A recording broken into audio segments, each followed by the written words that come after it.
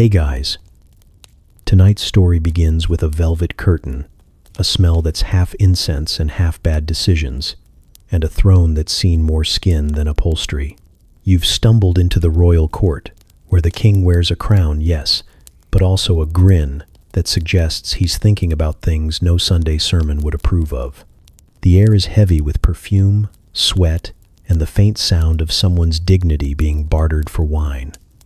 There are no fairy tale crowns here, no noble speeches, just rulers whose hobbies would get most people arrested, or at least awkwardly unfriended. And somehow, you're stuck in the middle of it, watching history's most powerful men turn their kingdoms into playgrounds of lust, scandal, and sheer absurdity. But before you get too cozy, take a second to gently tap that new hype button YouTube just added. It really does help little guys like me push through the algorithm, and take a second to like the video and subscribe. But only if you genuinely enjoy this strange little corner of quiet storytelling. And drop a comment with where you're listening from and what time it is for you. It's strangely comforting to know who else is drifting off with us around the world. Now get comfortable, let the day melt away, and we'll drift back together into the quiet corners of the past. You meant to take a walk, a little post-breakup stroll, maybe cry into some olives, maybe scream at the sky. Instead, you took a wrong turn and joined a holy war. The recruitment booth had wine, and someone complimented your ankles, so you signed up before anyone could explain the part where you have to stab people or die from swamp rot. The next morning, you're in a tunic that doesn't fit, wearing sandals that actively resist the concept of walking, marching south with 2,000 sweating, shouting men who all believe they're morally superior because God allegedly said, "Kill everyone who isn't you." You don't know what you're doing. No one has explained how food works or where to poop. Your sword is too heavy, and when you try to ask for help, a knight tells you to stop flirting. You weren't. You were sobbing. 3 days in, your thighs are sunburned, your feet are bleeding, and you have malaria. It's possible you've had it for several years and just didn't know. A horse kicks you in the ribs. A goat bites your sleeve and won't let go. You are physically, emotionally, and spiritually defeated. But then, a miracle. Someone sees your miserable, dehydrated face and says, "Hey you look literate." You nod. You are not. You are brought to a fancy tent filled with scrolls, ink pots, and sweating clergymen arguing about punctuation. They need a new royal scribe. The last one got heat stroke and confessed to arson before passing out. You are handed a quill and a Latin prayer. You nod again. You write the first sentence phonetically in French, the second in what might be Norse, and then draw a small bird. No one notices. You are hired. Your new boss is King Philip II of France. He has blue eyes like a glacier and the emotional warmth of a dead eel. He enters the tent flanked by 12 men in identical hats, each trying to outbow the others. Philip does not acknowledge them. He is too busy staring at you. "You look honest," he says. You do not.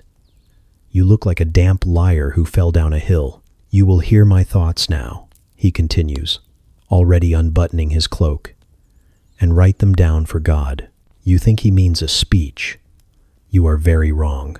Philip sits directly across from you, leans forward, and whispers, "Sometimes, when I eat figs, I think about my uncle's feet." You wait for a punchline.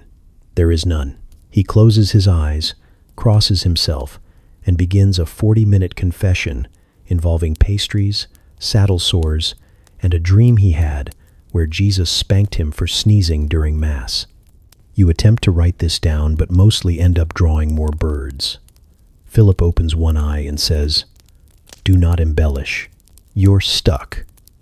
Every evening, he returns to the tent, throws off his royal robes like a man about to enter a sex sauna, and whispers his unfiltered perversions into your soul.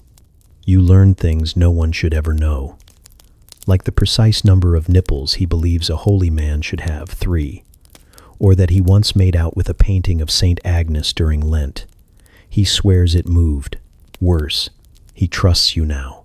Deeply, emotionally, romantically. He begins complimenting your penmanship, which is interesting because you haven't written a legible word in 3 weeks. He brings you cherries.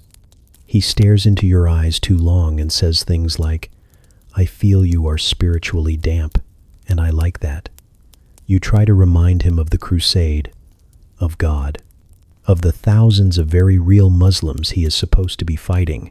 He frowns and says, "God will wait. I am confessing." The worst part? You kind of start to like the attention. It's been a while since anyone gave you fruit and whispered about toes.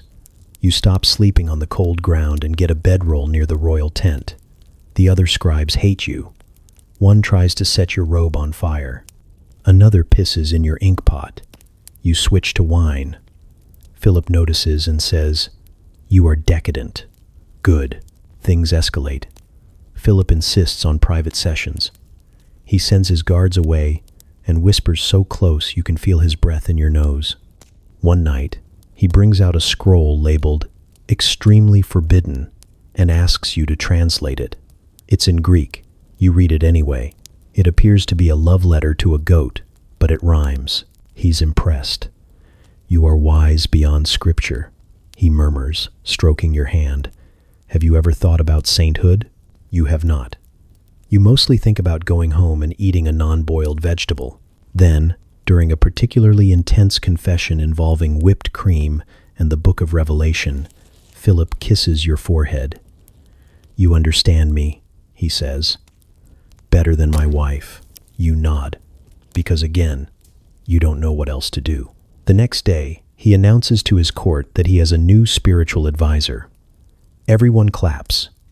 You are now wearing a hat that looks like a pastry. A monk weeps openly. 2 weeks later, you're leading morning prayers in a language you made up. Philip insists it's angelic. You start to believe him. You have not bathed in 18 days, but the king calls your odor holy musk. He sends you a robe stitched with gold and the words Philippus Amat Te across the back. You pretend not to notice. The other crusaders start whispering. Some are jealous, some are terrified. One offers you a knife and whispers, "End it before he does." It all comes crashing down when you forget to fake write one of his more intimate confessions. You were tired. Your hand was cramping.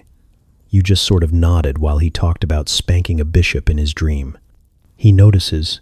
He demands to see the scroll. You hand him the one with the bird and the fake Greek poem. He reads it. His face turns pale, then red, then a color you don't have a name for. "This is not me," he whispers. You agree. It's mostly doodles and a poem about soup. Philip screams. He bans you from camp. He declares you an infidel. He accuses you of witchcraft, forgery, and spiritual fraud. You are stripped of your robe and thrown into the desert with a goat and half a loaf of bread. The goat immediately eats the bread. You stumble into the sand, dazed, sunburned, and single again. But somewhere behind you, in a tent lined with scrolls and shame, a very horny king weeps into a manuscript of bird drawings and thinks about your ankles. Your great-aunt Clarice dies under mysterious circumstances involving a goat, a bucket of figs, and an exorcism gone wrong. You didn't know you had a great-aunt Clarice. You also didn't know she owned property. But now, thanks to what can only be described as medieval probate roulette, you've inherited an estate in Aquitaine. You imagine rolling vineyards, crumbling stone walls, a humble little villa with a nice herb garden, and maybe a haunted owl. What you get is a castle. Technically, it leans to one side, smells like regret, and has a suspicious number of iron rings bolted to the walls.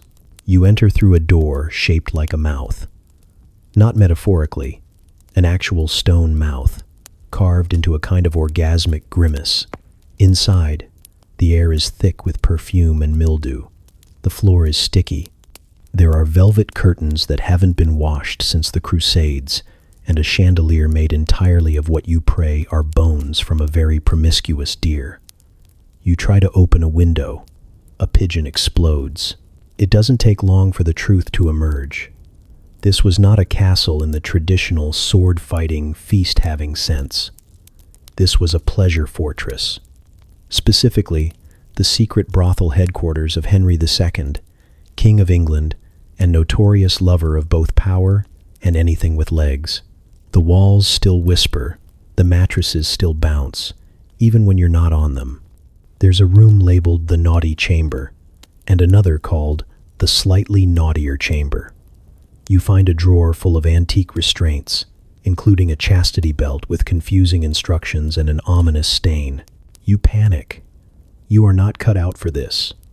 You own one pair of linen pants and faint when people say, moist. But it's land, and you're broke. So you do what any rational, desperate person in the 12th century would do. You try to turn it into an Airbnb. You rebrand it as Le Chateau de Tranquillité. You scrub the walls with lie and shame. You drape clean linen over the skeletons of furniture that once knew things.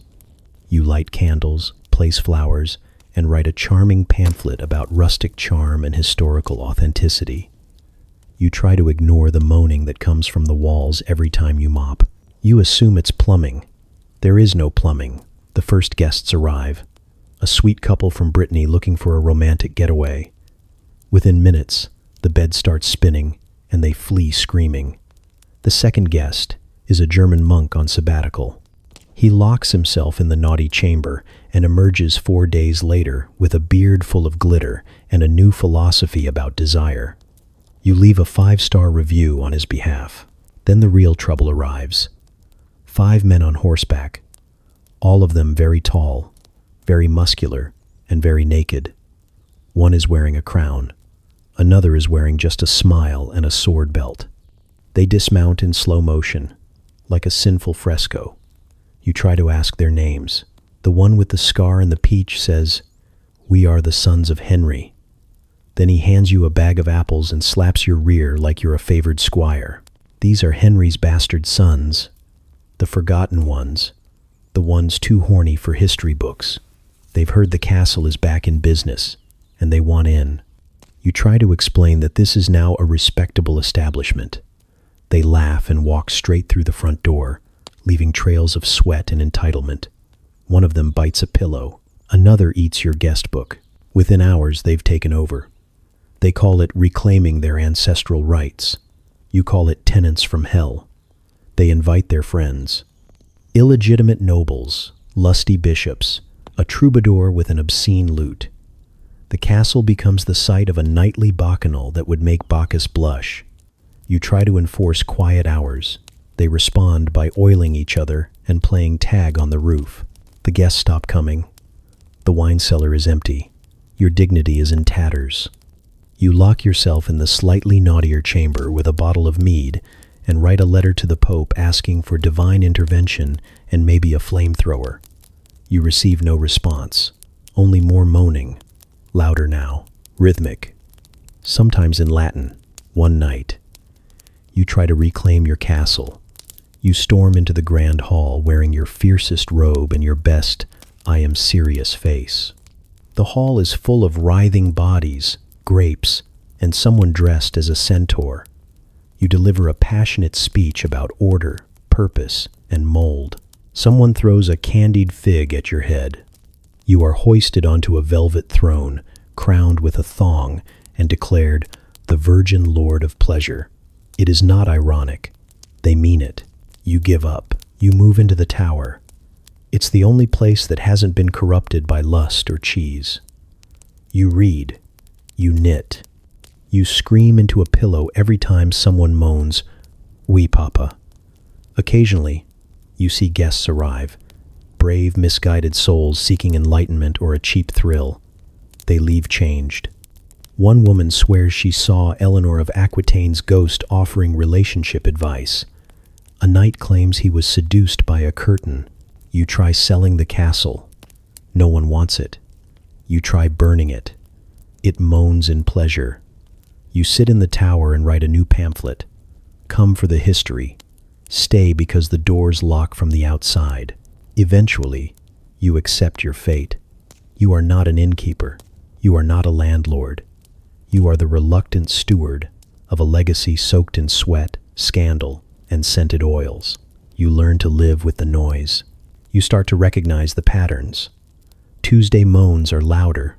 Thursdays smell like cinnamon. You find a drawer of old letters, stained and sticky, and start cataloging them. Someone has to preserve this heritage, even if it's mostly erotica written in rhymed couplets by men named Jeffrey. One day, you sit at the window, watching the sun rise over your sex castle. You sip your wine. You sigh.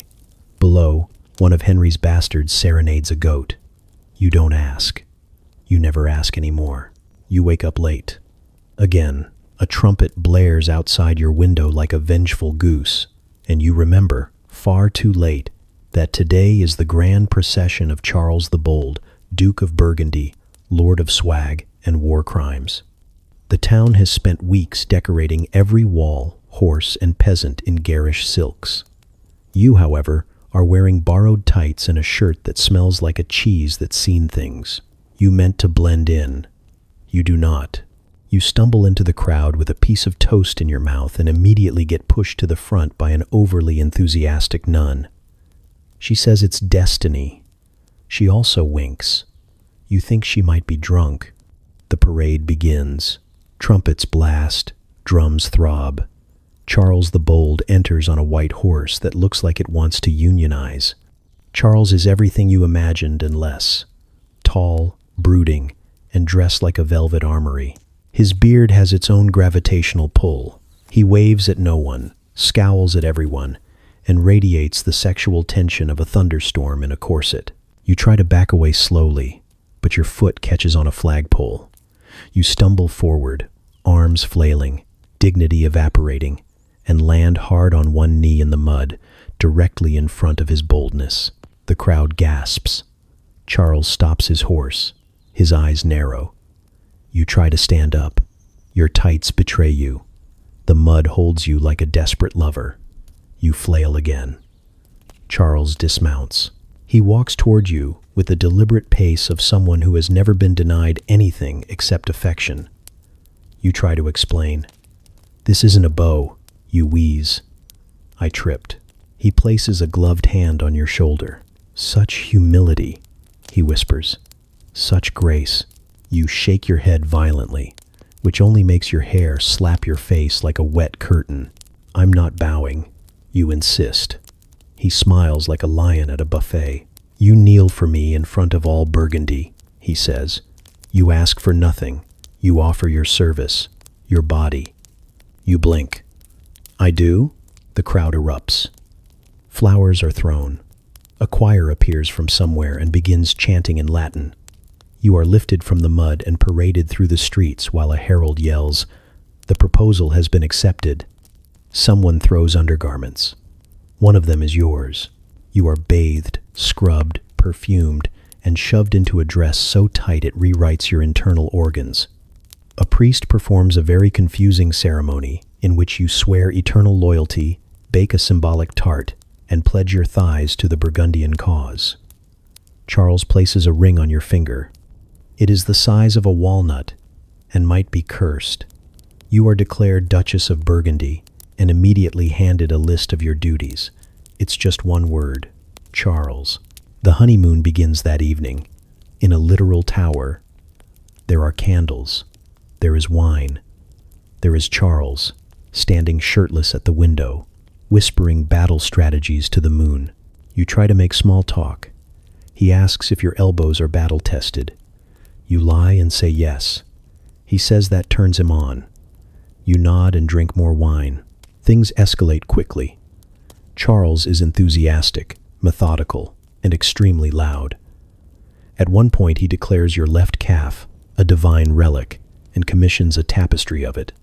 You are too confused and too drunk to argue. The next morning, a painter arrives and starts sketching you mid-toast. You ask for privacy, he says. His Grace insists.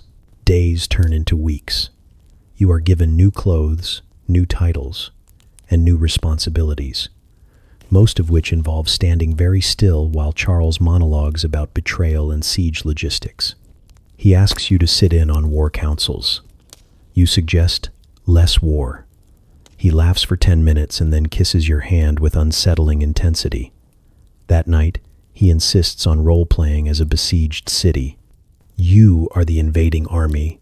There are props. You try to run away. You sneak out under cover of darkness, wearing a cloak made of curtains and a hat made of shame. You make it to the stables before a guard stops you and hands you a bouquet of phallic vegetables. From His Grace, he says. He knew you'd try this. Charles finds you in the hayloft, arms crossed, face defiant. You expect punishment. He drops to one knee. I love your rebellion, he says. It makes me ache. You are returned to the palace in a litter carried by shirtless soldiers. The peasants cheer. Someone composes a ballad. It has too many verses and way too much moaning. You resign yourself. You begin attending court functions with dead eyes and a flask. You master the art of nodding while Charles explains how siege engines are a metaphor for your hips. You develop a fan base. Young nobles ask for your autograph. An old countess calls you an icon of survival. You begin secretly writing a memoir titled Married to Boldness, a tragedy in 3 acts and 4 nightly intermissions. One day, Charles announces a tournament in your honor. To prove who is worthy of your gaze, he declares. 50 men compete. 2 die. You watch from a balcony with a parasol and the existential weight of a woman who once just wanted to be left alone. Charles wins the tournament. He awards himself your favor. You clap politely, while a lute player sings about your thighs again. You now sleep in a bed that used to belong to a bishop and has hidden compartments for love letters, weapons, and snacks. Charles insists on reading you war poetry every night. You pretend to swoon. He weeps openly. No one has ever understood my heart like you, he says. You smile through your teeth and imagine jumping out the window. Sometimes, late at night, you wander the halls and talk to portraits. One painting of a long-dead duchess nods sympathetically. You leave her offerings of wine and bad poetry. She deserves it. You all do. Your life is now a series of silk gowns, strategic moaning, and ducking out of orgies disguised as chess tournaments. You've learned to navigate the court, smile on cue, and feign arousal at the sight of trebuchets. Charles adores you, worships you, possibly prays to you. You try not to think about it too hard, and every time you look at your ring, you remember, all of this started because you tripped in tights. You arrive at the English court wearing your best attempt at noble fashion, which, in hindsight, makes you look like a tapestry that got into a knife fight. You've convinced yourself this is your new beginning. A dignified post, a quiet life of copying poems and nibbling on figs, maybe exchanging glances with a melancholic knight who plays the lute. You are wrong. Your first encounter with King Edward II is underwhelming. He's lounging in a silk robe that's not technically see-through, but still manages to reveal everything. He's drinking something purple from a goblet shaped like a duck, and has one leg draped over the armrest, like he's trying to seduce the concept of chairs. You bow awkwardly.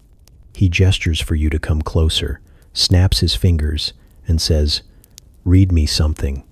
With yearning, you read the first poem you can find. It's about trees. Halfway through, Edward sighs, slides to the floor like melted cheese, and whispers, "Your voice feels like moonlight on my thighs." You do not know how to respond to that. He offers you grapes. You accept out of fear and low blood sugar.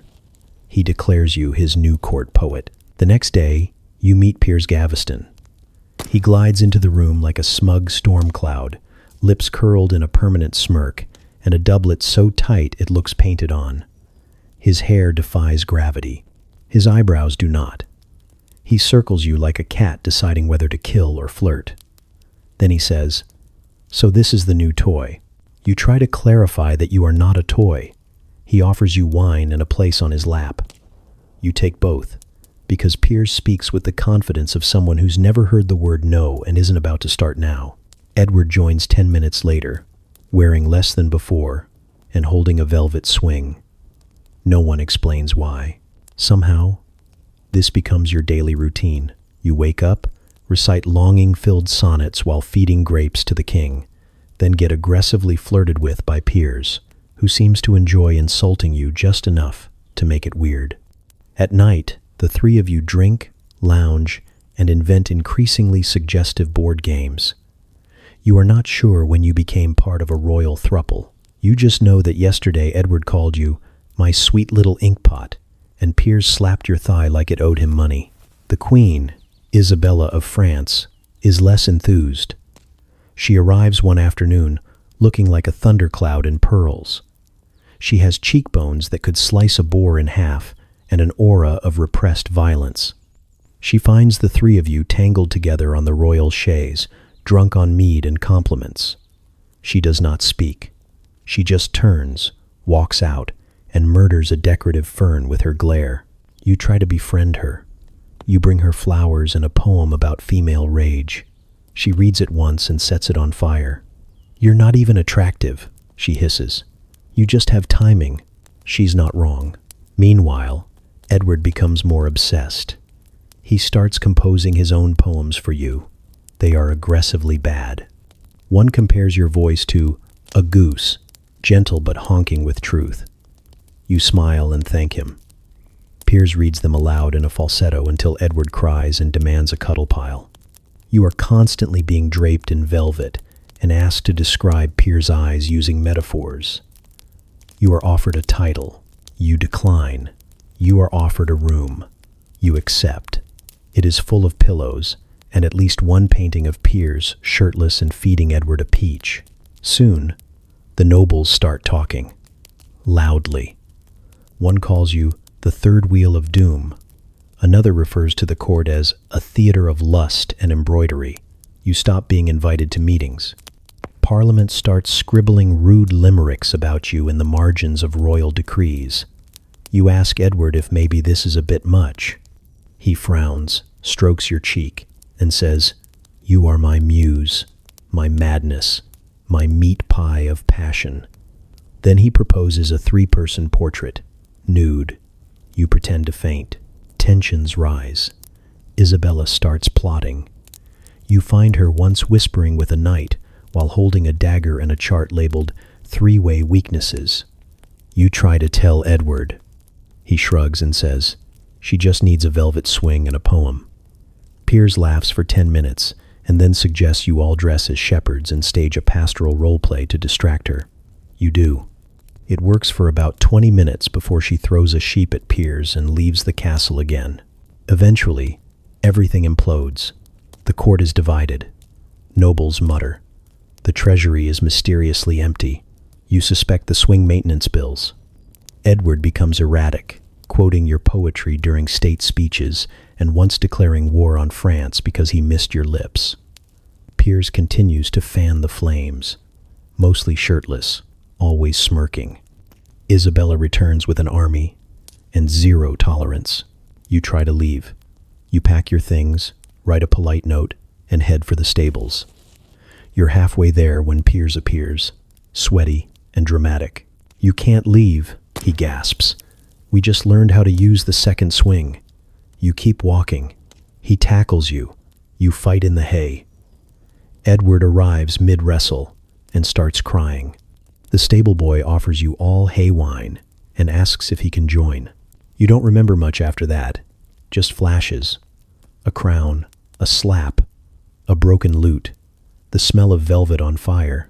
You wake up in a cart headed for Wales, wearing only a tunic and the remnants of court gossip. You never return, but sometimes, late at night, you dream of velvet, bad poetry, and a swing that changed the course of history. You're at a banquet in Avignon because someone mistook you for a bishop's nephew. You're halfway through your third goblet of communion wine, which tastes suspiciously like fermented shoe, and you make a comment about the Pope's hat, specifically that it looks like a meringue that lost a bar fight. The room goes quiet. A spoon clatters. Somewhere, a nun gasps. The Pope, His Holiness Clement whatever, turns toward you with the slow, disappointed rage of a father who just found out his son wants to be a mime. You try to recover. You say it was a compliment. You say the hat exudes authority. You say the hat moved you spiritually. The Pope narrows his eyes and mutters something in Latin. A monk hands him a scroll. He writes your name on it in red ink and stamps it with something that hisses. Congratulations. You're excommunicated. By morning, you've been put on a donkey, handed a stale loaf of bread, and given directions to Bohemia. More specifically, to the court of King Wenceslas IV, a man whose reputation is mostly wine-based and legally concerning. You ask what your role will be. The guards smirk. One says, entertainment. The other whispers, don't mention grapes. The journey is long, wet, and smells like old cheese. When you arrive, the castle looks like a brewery, had a child with a brothel, and then forgot to parent it. Flags flap lazily in the wind, each one stained with what you hope is wine. Courtiers stumble past you in silk robes and hangovers. A dog wearing pearls pees on your boot.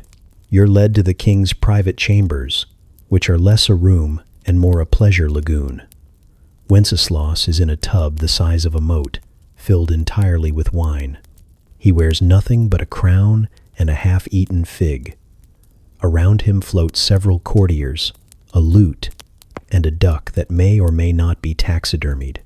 He raises a glass in your direction and slurs, "You must be the papal reject. Welcome to paradise." You try to curtsy. The floor is sticky.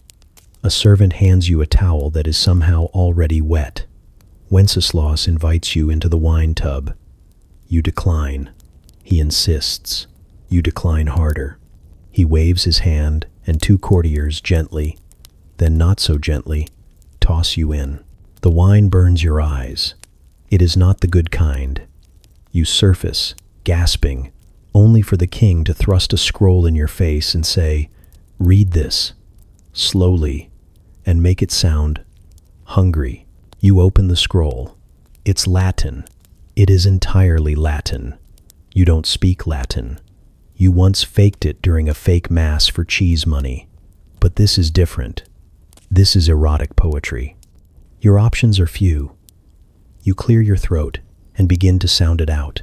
It's awful. You pronounce Virgo like Virgoat and accidentally imply someone is licking a cathedral. You add moans to buy time, which only encourages them. Wenceslas claps like a seal. One courtier faints. Someone starts sketching. A monk weeps in the corner. You finish with a dramatic "Amen," and everyone cheers. The king declares you his new favorite. You are not allowed to leave the tub for 3 days. On day 2, your skin begins to prune in places you didn't know had pores. Wenceslas demands an encore performance. You attempt interpretive humming. He weeps with joy and gives you a necklace shaped like a peach. On day 3, you beg to exit the tub. He agrees, on the condition that you kiss the duck. You do. It smells like cloves and disappointment. Out of the wine bath, you're given new clothes. See-through tunic, feathered slippers, and a codpiece shaped like a harp. You're walked through the palace like a prized goose. Nobles touch your arms and whisper compliments like, "Such diction," and "I felt your consonants." You try to hide in the kitchens. The cooks ask you to moan their soup recipes. You oblige, because soup is all you have now. The queen is nowhere. Someone mentions she left years ago after the clove incident, which no one will explain but everyone sighs about. You suspect the duck. There are rumors Wenceslas holds secret wine orgies in the library, the chapel, and once inside a wardrobe. You find out this is true when you open a closet and find 6 people, 2 masks, and a barrel of oysters. They invite you in. You decline. They shrug and resume. You begin to adapt.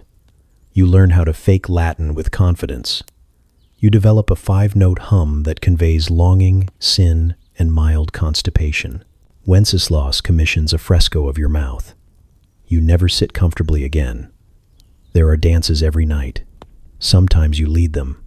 Sometimes you are them. One time you fall asleep and wake up in a pie. You try to write home. The ink smells like port and the pigeon is drunk. You send the letter anyway. You never get a response. Eventually, a papal messenger arrives. He says your excommunication has been complicated. The Pope has heard rumors. He wants clarification about the duck poem and whether you invented the phrase moist theology. You pretend to choke on a grape until the messenger leaves. One evening, Wenceslaus pulls you aside. His eyes are bloodshot and full of dangerous affection. "Stay," he says. "Be my Latin swan. We'll rewrite scripture with our hips." You tell him you're allergic to scripture. He laughs for 10 minutes and gives you a small statue of yourself made entirely of raisins. You cry. The duck nods. You begin plotting your escape the next morning. It involves rope, 2 wigs, and pretending to be a priest with a speech impediment. You almost make it to the stables when Wenceslaus catches you, holding a bottle and a bouquet of grapes. He smiles, crooked and fond. "Running already? But the orgy hasn't even started." You sigh, adjust your codpiece, and prepare to recite the only Latin you've truly mastered. "Vino veritas. Velocius escape us. Please don't touch me there us." The court erupts. Someone faints again. You miss figs. You were just trying to relax. After months of emotional whiplash, wine baths, Latin erotica, and narrowly avoiding being married to yet another monarch with a furniture kink, you decide it's time for some self-care. You hear rumors in Sicily, where you've ended up, somehow, that Emperor Frederick II has a palace so decadent it makes other kings cry into their tapestries. There's talk of marble floors, silken robes, and cleansing rituals that involve oils and, allegedly, dolphins. You are emotionally fragile, lightly cursed, and covered in mosquito bites.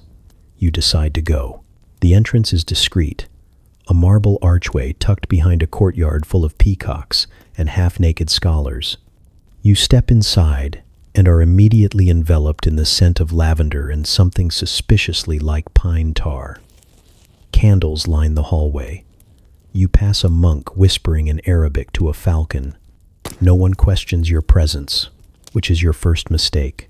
A woman in a sheer tunic and an eye patch guides you to a room labeled Therapeutic Renewal Suite A. The walls are stone. The lighting is dramatic. Chains hang from the ceiling, but you assume they're rustic decor.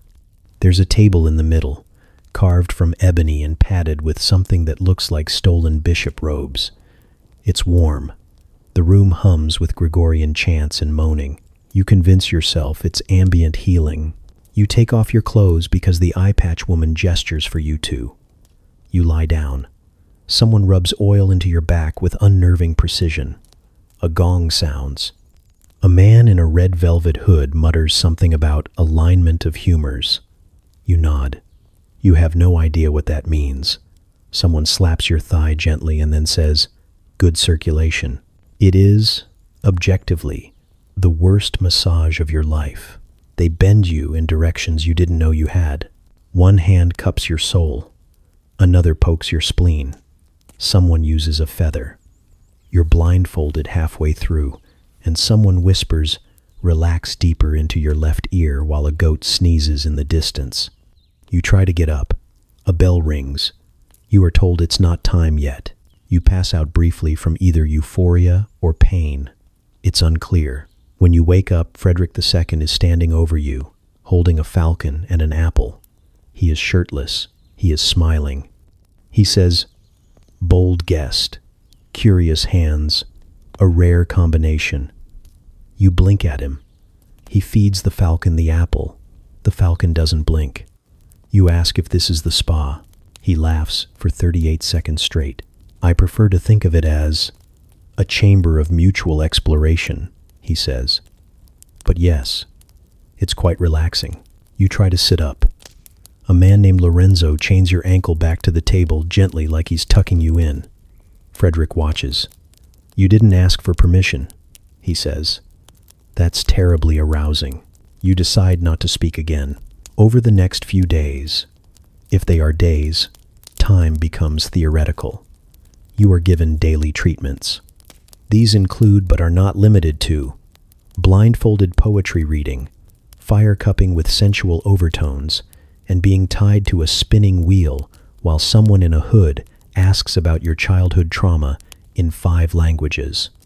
You eat only grapes and meats sliced thin enough to be metaphorical. Everyone keeps winking at you. The eye patch woman begins calling you master's favorite. You try to explain that this is a mistake. She laughs and says, "We all started that way." You ask if she knows where the exit is. She points to a trapdoor and says, "That leads to the mirror maze. Only those who truly understand themselves make it out." You do not attempt the maze. Frederick begins joining you for sessions. At first, he simply watches. Then he critiques. Then he joins. He likes being the little spoon. He smells like basil and authority. He starts calling you his philosopher of touch. One evening, during a candlelit bondage meditation, he whispers, "You make me question the very nature of power." You try to respond. You accidentally say quack. He loves it. He thinks it's a metaphor. He orders a duck. You learn quickly that Frederick's spa is not open to the public. It is invitation only, frequented by scholars, mystics, and people with highly specific interests. There's a waiting list. Someone offers you a castle if you give up your spot. You consider it. The duck licks your toe. You decline. You attempt escape again on a Tuesday. You fake a fainting spell during the silk flogging seminar and make a run for the garden. You trip over a nun in heat. She asks if you've ever done rope work in a confessional. You scream, "No," she hears. "Yes." You are returned to your room on a pillow throne. Frederick rewards your passion with a necklace shaped like a chastity belt. You start dreaming in Latin. Eventually, you stop asking for the exit. You start writing erotic parables for the emperor's entertainment. You choreograph a sensual puppet opera based on the fall of Rome. You become proficient in oil application. You win Best Moan at the annual Dungeon Awards. You don't know who you are anymore. You suspect you're glowing. Frederick declares you an experiment in ecstatic diplomacy. You nod. Someone paints you on a ceiling. You are in the background, tied to a wheel, mouthing the word help. No one notices. One morning, you're led to a room with no chains, no oils, no candles, just a chair, a robe, and a mirror. The eye patch woman tells you the emperor wants you to find your truth. You look into the mirror. You don't recognize yourself. But your skin looks great. There is no exit. Only more treatments. You're in Leon because your last job involved too many candles, not enough consent, and an emperor who mistook you for a massage table. You decide Spain will be better. Sunny, safer, fewer chains. You take a post as an advisor to King Alfonso IX because someone confused you with a theologian after you quoted Proverbs to a mule. You don't correct them. You haven't had stable housing in months. Alfonso greets you with a full roast pig and open arms. Literally. He hugs with chest and hips. His robe smells like cinnamon and regret.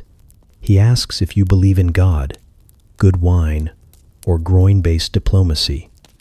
You say yes to all 3 because you're hungry and scared. He calls you soul-wise and offers you a seat beside him at court. You take it. Someone fans you with a palm frond. Someone else feeds you olives. Someone else winks and mouths. Run. You stay. The first council meeting is chaos. Alfonso isn't interested in taxes or borders or anything involving paper. He wants to know which of his concubines should be promoted to Empress of Intimacy. You try to pivot the conversation to land reform. He responds by throwing a peach at your head and inviting 2 women to sit in his lap simultaneously. You attempt to introduce a new topic. Loyalty. Loyalty is lovely, Alfonso says, waving you off.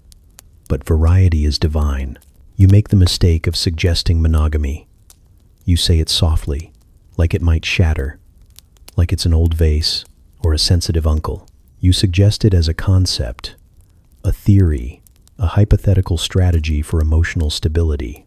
Alfonso laughs so hard he falls off his throne. The court laughs too. One man wheezes into his goblet. A bishop gasps and crosses himself. A lady-in-waiting breaks into tears from sheer mirth. You are gently removed from the dais and handed a goat. It is your consolation prize. Its name is Pepito, and it will never blink at the right time again. You're given a small castle on the outskirts of the city, 3 concubines, none of whom speak the same language, and a chest full of silk robes you're told to wear to seduce the truth. You spend the first 3 days hiding in the pantry. The concubines take turns leaving you soup. The goat sleeps on your chest. You begin talking to it. Word spreads. Apparently, in refusing to touch the concubines, you have accidentally become a symbol.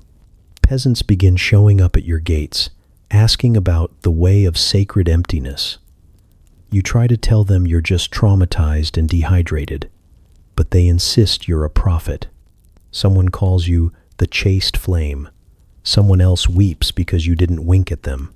You hold one sermon out of sheer exhaustion. You tell people that maybe love shouldn't involve 6 simultaneous lovers, 3 masks, and a rotating bed. They nod solemnly. A man faints. A woman throws you a potato in gratitude. You think they understand. They do not. The next day, they erect a shrine in your honor.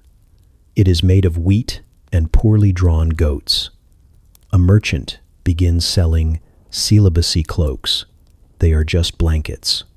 A farmer composes a hymn titled "One Heart, One Whole." It's catchy. Children sing it in the streets. Alfonso hears about it and is delighted. He sends you a letter. It smells like rose water and smugness. He congratulates you on inventing modesty and says he's proud of you for becoming a sex icon by not having sex. He invites you to court again to balance out the orgy vibes. You go, against your better judgment. You're seated beside a man dressed entirely in cherries. Alfonso greets you by slapping your rear and calling you Saint Tease. He's holding hands with twins and wearing a crown made of bread. The council begins. Topics include importing more wine, declaring Thursday's Naked Day, and the ethics of pants. You mention a small issue. Starving farmers in the north. Alfonso nods, distracted, and asks if you think celibacy could be branded as a diet. You accidentally suggest fasting as a spiritual metaphor. He claps. The cherry man bursts into applause. A trumpet plays. You are now a bishop. You do not remember ordination. You try to step down. No one lets you. Every time you leave your castle, someone kneels. Someone else throws flowers. Someone offers you their child for mentoring or marriage. You scream into a cushion for 12 minutes straight. The goat licks your hair. The concubines grow bored. One leaves to join a nunnery for drama. Another starts sculpting erotic statues out of cheese. The third writes a poem about your thighs and wins a contest. You become legend. Your sermons grow stranger. You begin quoting household objects. As the broom abstains from the pan, so must we abstain from chaos. They gasp. Let not your loins be a public fountain. They sob. Desire is a goat without direction. They name a monastery after that one. Alfonso visits unannounced. He shows up shirtless, holding a lute and 2 women on leashes. He's drunk on fig wine and affection. He congratulates you on taming lust with boredom and asks if you'll bless his hips. You do, just to make him leave. He knights your goat. Eventually, things spiral. Too many people stop having sex. The birth rate drops. A scandal erupts when someone finds out your concubine has been secretly writing erotic fiction based on your sermons. The title is Chaste and Chained. Alfonso declares it a spiritual masterpiece. You try one last time to leave. You pack your things. You write a farewell sermon. You give Pepito a final head kiss. You sneak out at dawn. The road is blocked. Hundreds have gathered, clutching cloaks, chanting, "One partner, one purpose." You turn back. The goat follows. Someone hands you a crown made of celery. You put it on. You weep. You wave. They cheer. You are never alone again. It starts, as most terrible ideas do, with optimism and fish. You've been in France for 6 days, which is 5 days longer than anyone like you should be, and you're staying in a damp house near the Seine that smells like wet parchment and existential dread. There's a constant moaning sound through the walls, which you assume is either ghosts or medieval plumbing, but turns out to be the couple upstairs having stamina competitions. You learn their names from the ceiling cracks. At first, you try to ignore it. You wear a hat to bed. You stuff straw in your ears. You recite psalms backward just in case it helps. It doesn't. You're running on 3 hours of sleep and the raw, sleepless fury of someone who's learned too much about their landlord's groaning pattern. By day 4, you snap. You decide, heroically, stupidly, that someone must do something about all this procreation. You declare yourself that someone. You don't know anything about anatomy beyond what you saw during the goat incident in Leon, but that doesn't stop you. You raid the fishmonger's stall at dawn and begin your work with the grace and scientific precision of a wet raccoon. You choose the finest fish scales, flexible, firm, slightly terrifying, and attempt to craft what you call a marriage prevention dome. You don't call it a diaphragm because that sounds too Greek, and you've had enough philosophy to last a lifetime. It's awful. It's cold. It smells like failure and low tide. But you believe in it. You begin testing. You ask volunteers. No one steps forward. You offer free soup. One man agrees. But you learn quickly. He thought this was a hat fitting. You finally convince a very bored tavern maid to try it. She returns an hour later with a shrug and a mild rash. You take this as a success. The next step, you think, is widespread application. You need someone powerful, someone influential, someone whose womb is technically classified as state property, which is how you end up at court, slipping your fish-scale prototype into the personal effects of King Philip IV's favorite mistress. You do not leave a note. You do not anticipate her telling the king that she felt something aquatic in her holiness. Philip summons you before sunset. He is a tall man with the face of a disappointed candle and the voice of someone who has just learned what a condom is for the first time and didn't like it. He holds your fish creation with 2 fingers like it might explode. You try to explain. You use words like safety, science, and please don't boil me. He listens. He blinks slowly. Then he asks, "Why does it smell like trout?" You don't have a good answer. The mistress is present. She's still irritated, mostly about the rash. You try to blame her pH levels. She throws an apple at your head. A priest nearby starts murmuring something about demonic influence. Another priest calls it a sin against nature. A third priest vomits quietly in a goblet. Things escalate. The church gets involved by the end of the week. You are summoned before a panel of inquisitors who wear matching robes and frown like it's a competitive sport. They refer to your invention as the scaly barrier of temptation. They ask if you've been visited by fish spirits. They accuse you of trying to stop God's will with seafood. You try to argue that perhaps God's will doesn't include 8 children per peasant. They gasp.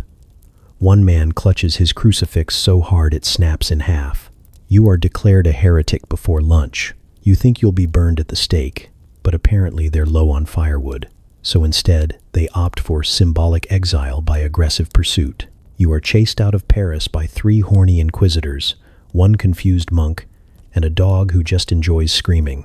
You don't have time to pack, so you flee with only a stolen cloak, half a turnip, and your 1 remaining prototype, which you keep in a pouch labeled, "Not Sinful." You sleep in haystacks. You travel at night.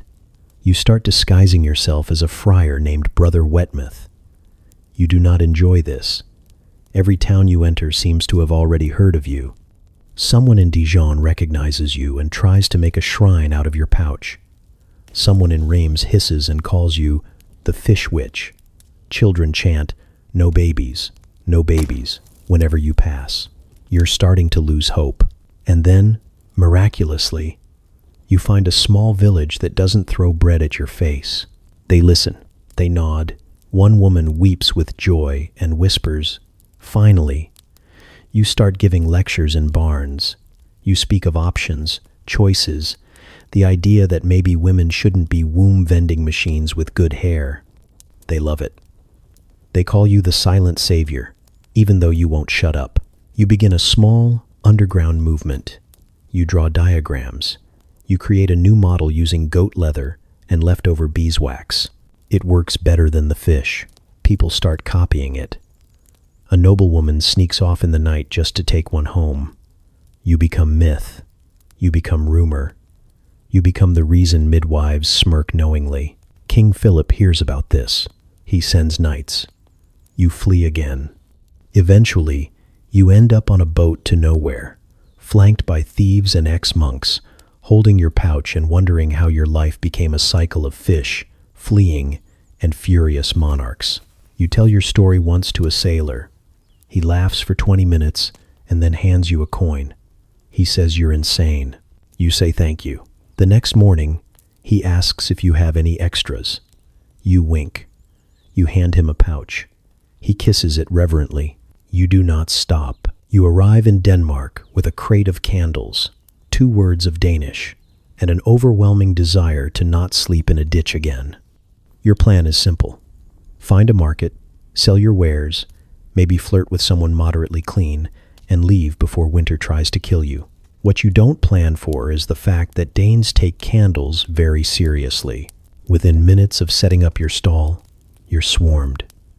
People are sniffing your wares like they're truffles.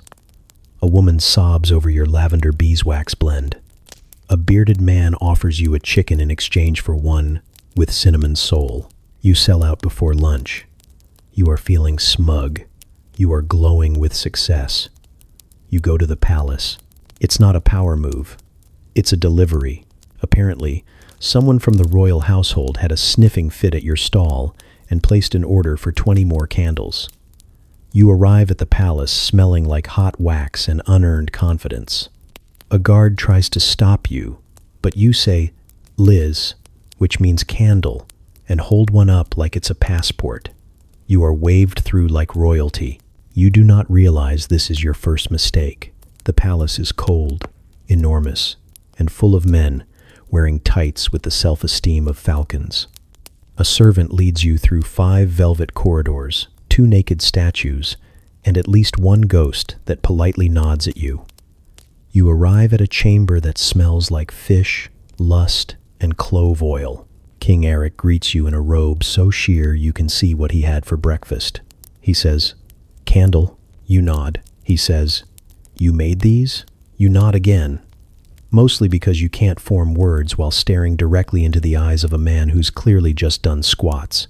He invites you to sit. You do. The chair is suspiciously damp. He lights one of your candles and takes a deep inhale, like he's preparing to propose. Then, with no warning and very little logic, he declares, "This scent makes me want to discuss naval strategy." He does. At length. You don't follow most of it, but you nod at appropriate intervals and repeat the phrase coastal supremacy whenever he pauses. He beams. He offers you a goblet of wine. You take a sip. It is not wine. It is brine. You keep sipping. The conversation spirals. He compliments your skin. You compliment his warships. He touches your hand. You pretend not to notice. He asks if you've ever wielded a codfish in battle. You say no, but you once threw one at a bishop. He laughs so hard he chokes on a grape, and you slap his back with such intensity that his robe slips off one shoulder. The next thing you know, you're in his bed. It is fur-lined, heated, suspiciously resistant to shame. He kisses you like he's trying to steal your birth certificate. He moans the word herring like it's foreplay. You go along with it, because honestly, you haven't had a hot meal or a mattress in 3 weeks.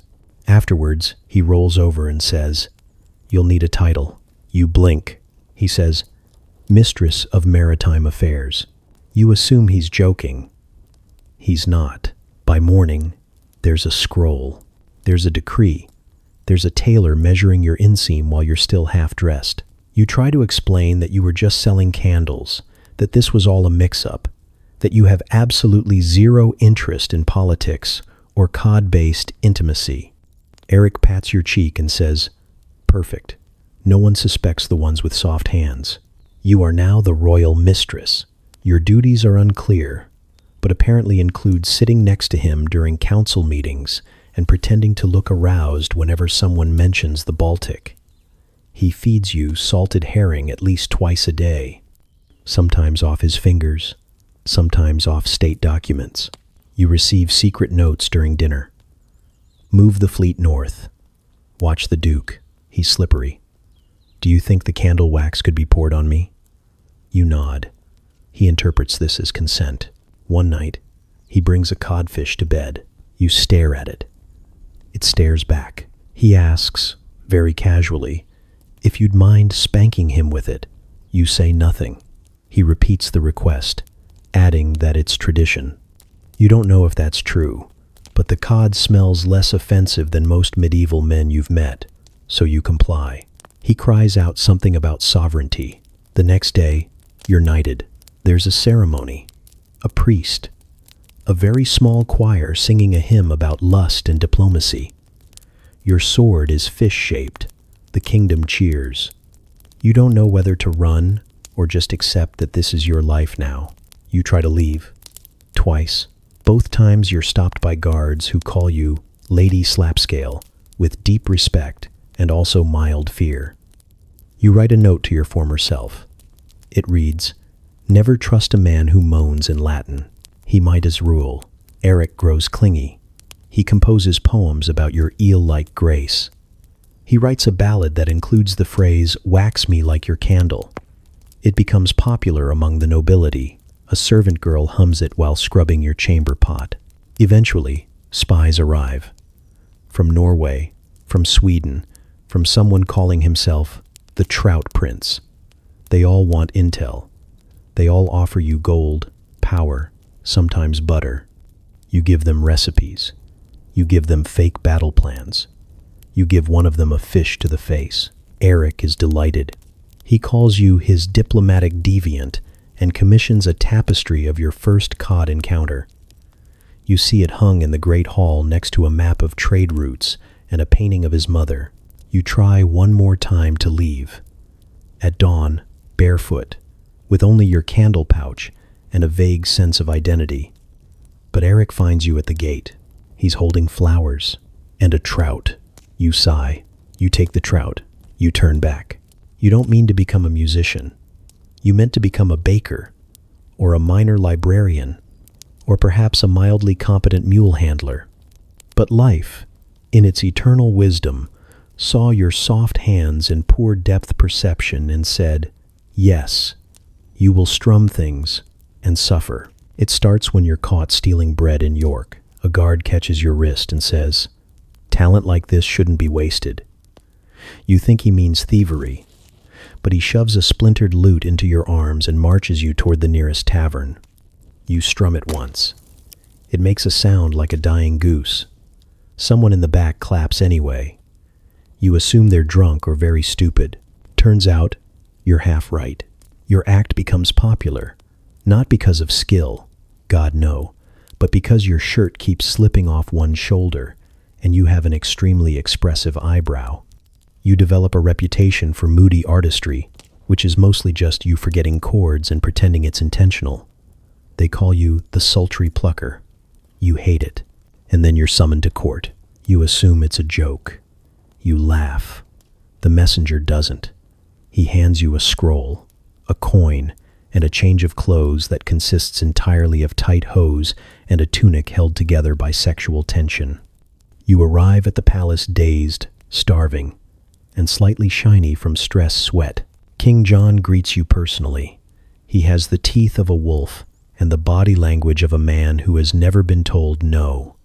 He beckons you forward with one finger and says, "Play me something tender." You pluck the lute once. It buzzes.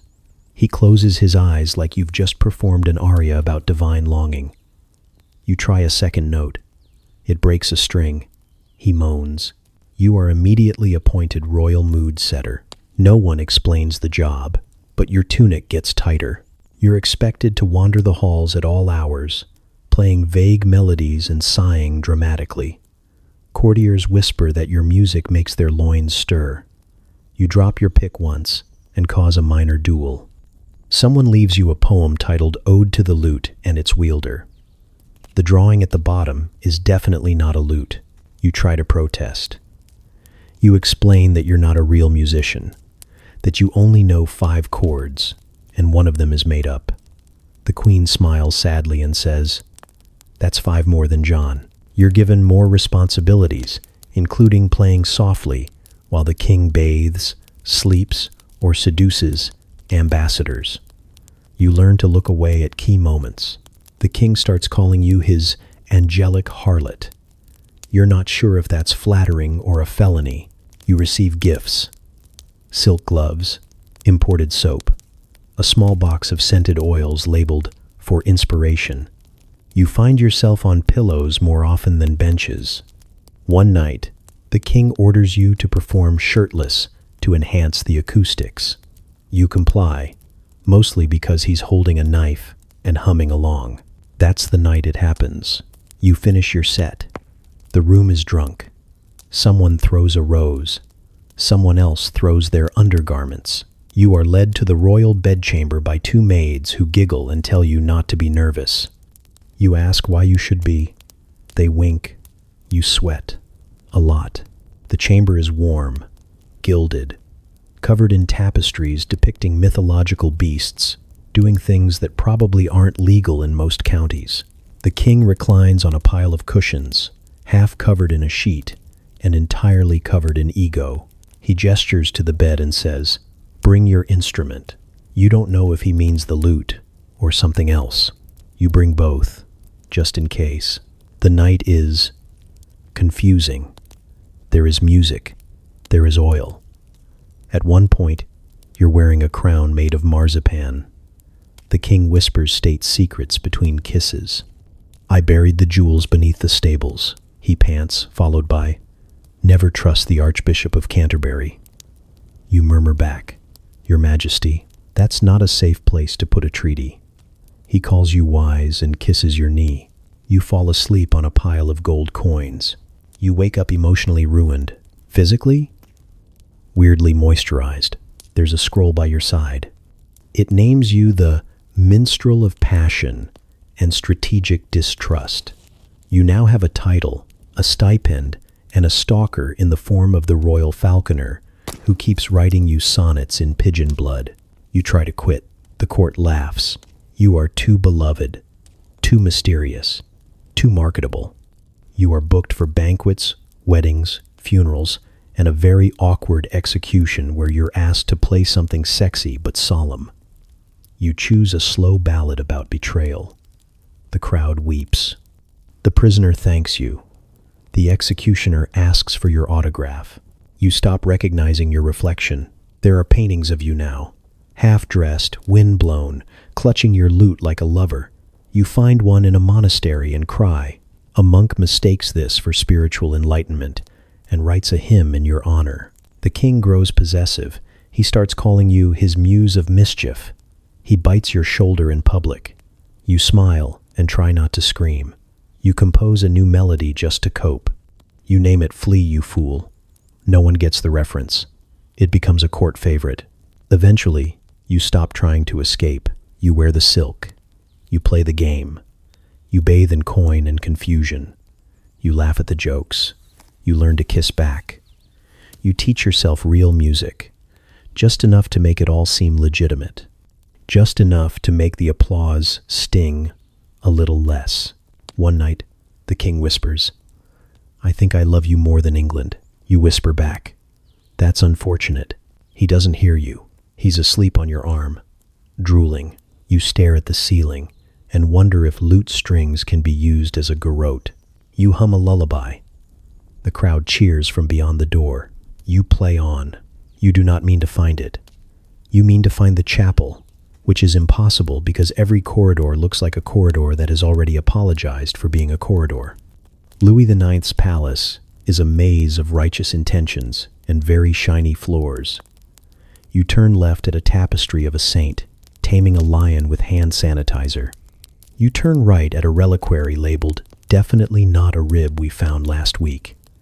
You end up in a dead end with a wall that feels drafty, and because your curiosity has the survival instincts of a drunk moth, you tap the stone. It clicks. The wall exhales. A seam yawns open like the world's most judgmental mouth. Cold air brushes your face, smelling faintly of vellum, dust, and sin. You pause, stage a brief internal debate about self-control, then slide through the gap like a ferret who's read one too many cautionary fables. Your candle gutter flames and finds shelves, rows of them. A forest of boxes and scrolls and codices that glow with gold leaf halos like they want to pretend they're holy. You open the nearest book. Angels tumble across the margin, looking scandalized. In the center, two figures are doing something that definitely does not appear in the Beatitudes. The artistry is exquisite. The theology is enthusiastic. You make a sound like a teapot about to gossip. You flip a page with reverent horror. The next scene involves a barrel, a garland of roses, and a footnote from a scribe begging forgiveness 6 different ways. A cherub in the corner hides its face behind a lute. You should close it. You should go confess to a chair and hope it absolves you. Instead, you light 3 more candles and start a tour. There are treatises with scholarly titles and nervous content. On the Generation of Warmth Between Spouses illustrates positions with diagrams that require both flexibility and optimism. Mirabilia Carnis features mythical beasts demonstrating fecundity in ways that would bankrupt blush. One manuscript is entirely marginalia, monks drawing tiny people doing enormous mistakes, accompanied by Latin puns that could wilt basil. You cannot read all the words, but the pictures are fluently obscene. You laugh, then clap a hand over your mouth and look around like laughter is illegal. Here it probably is. A footstep. Your soul exits your body and trips down a staircase. You spin. It is only a rat, wearing the general air of a librarian who has seen too much and intends to see some more. You whisper to the rat, "We were never here." The rat nods, as if bound by professional secrecy, and disappears behind a folio labeled Song of Songs, annotated. You are halfway through a volume whose illuminations show saints gently averting their eyes from a very vigorous married couple when the wall shifts again. The seam brightens. A figure enters carrying a lamp the size of a moral dilemma. He wears a hair shirt you can hear from across the room, a face carved out of worry, and expressions like commas, continuous, precise, never quite ending. It is Louis, king, crusader, patron of cathedrals, champion of relics, and apparently landlord of this archive of theological side quests. Your mouth drafts 20 strategies. None of them survive. "Ah," he says, as if greeting a misplaced spoon. You have found the reserve. You expect thunder. You get curatorial pride. He steps past you, sets the lamp on a table, and dusts a spine with 2 fingers like a man preparing to scold a cloud. "The friars collect them," he says quietly. "To know error is to guard against it." He says it the way a man says, "I only keep wine to warn others not to drink." He opens a book to a miniature so acrobatic the gold leaf looks winded. He hums. "For scholarship," he adds, and closes it with the delicacy of a confessor. You nod with the devotion of someone pretending to be a broom. "Scholarship," you echo. Your candle spits in disbelief. He studies you like a marginal note. "You can keep secrets?" he asks. You think of your life, which is essentially a series of spilled baskets. You attempt sincerity. He decides quickly because kings do. "Good," he says. You will catalog this with discretion. He leaves before you can return your jaw to its hinge. You stand amid a garden of illuminated misdemeanors and realize you have been promoted to librarian of things that will get you killed. A rat peeks out and squeaks, "Congratulations," in rodent. Your duties become a daily exercise in not making eye contact with God. You sort codices by subject, manuals that call themselves husbandry and mean everything, but troubadour verse that rhymes desire with really unfortunate metaphors, medical tracts touting recipes involving garlic, honey, and sheer nerve. You invent a classification system based on vegetables because Latin fails you at critical moments. Beets for romance, turnips for cautionary tales, onions for texts that make you cry and don't know why. Courtiers learn you have a key. They start asking peculiar questions about moral sources. A bishop sends a request for the heretical codex with the diagrams for burning. You send a cookbook just to see what happens. He returns it with a stern note and a recipe for eel pie. You read too much. The images stain your eyelids, like afterimages of a solar eclipse made of thighs. You begin speaking to manuscripts. You beg them to stop being so detailed. They do not. A particularly thorough Flemish folio includes a glossary of euphemisms so inventive you consider switching careers to poetry. You catch yourself trying to tilt a miniature for a better angle and put your head on the desk until the shame passes. It never fully does. People notice the change. You are careful to walk slower, blink less, and keep your hands respectfully folded like a soup spoon. It does not help. Nuns begin avoiding you with the practiced precision of swans steering away from a pond rumor. At Vespers, one looks up, meets your gaze, and drops an entire hymnal. The sound reverberates like doom wearing soft shoes. You lower your head and stare at your sandals until they confess. Louis checks in occasionally, always at the worst sentence. He drifts through the shelves like a pious breeze and says things like, "How progress?" You present a ledger of titles without titles, because you're naming these things Treatise 14b, and please, no. He nods gravely, then points to a folio you have labeled, "In Panic, Devotional Exercises." He flips it open, frowns at a scene that resembles gymnastics in a confessional, and murmurs, "This should be under medical." You have never felt more seen and less safe. Ongoing catastrophe. Word spreads anyway. The more Louis pretends the room doesn't exist, the more the court invents it into existence. They whisper about your forbidden vault. They make up titles that somehow undersell the reality. A prince asks if you can recommend an improving romance for a melancholic horseman. You hand him a psalter. He returns it red-faced with a donation for the poor, which you spend on extra candle wicks and a small bottle of lavender you pretend is armor. You institute rules. No reading after compline. No opening three-door spreads without a support crew. No allowed chuckling. Absolutely no annotations unless they are clarifying and merciful. You write your first marginal note. Do not try this with a barrel, unless certain of barrel's consent. Your second, feet are not a theology. Your third is just a sigh in ink. The day you understand you have become a rumor with shoes is the day a Dominican corners you at a reception and asks if you will testify that the archive exists to crush temptation. His tone suggests you should crush it personally. You smile with all your teeth and say, "It exists to preserve evidence." He leaves you alone afterward, possibly forever. A final indignity. You can no longer look at stained glass without flinching.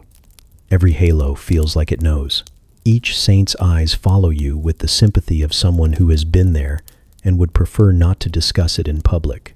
At Mass, you drop the host from shock when the sermon references illuminated excess in the abstract. Louis coughs into his sleeve in a way that sounds like catalog.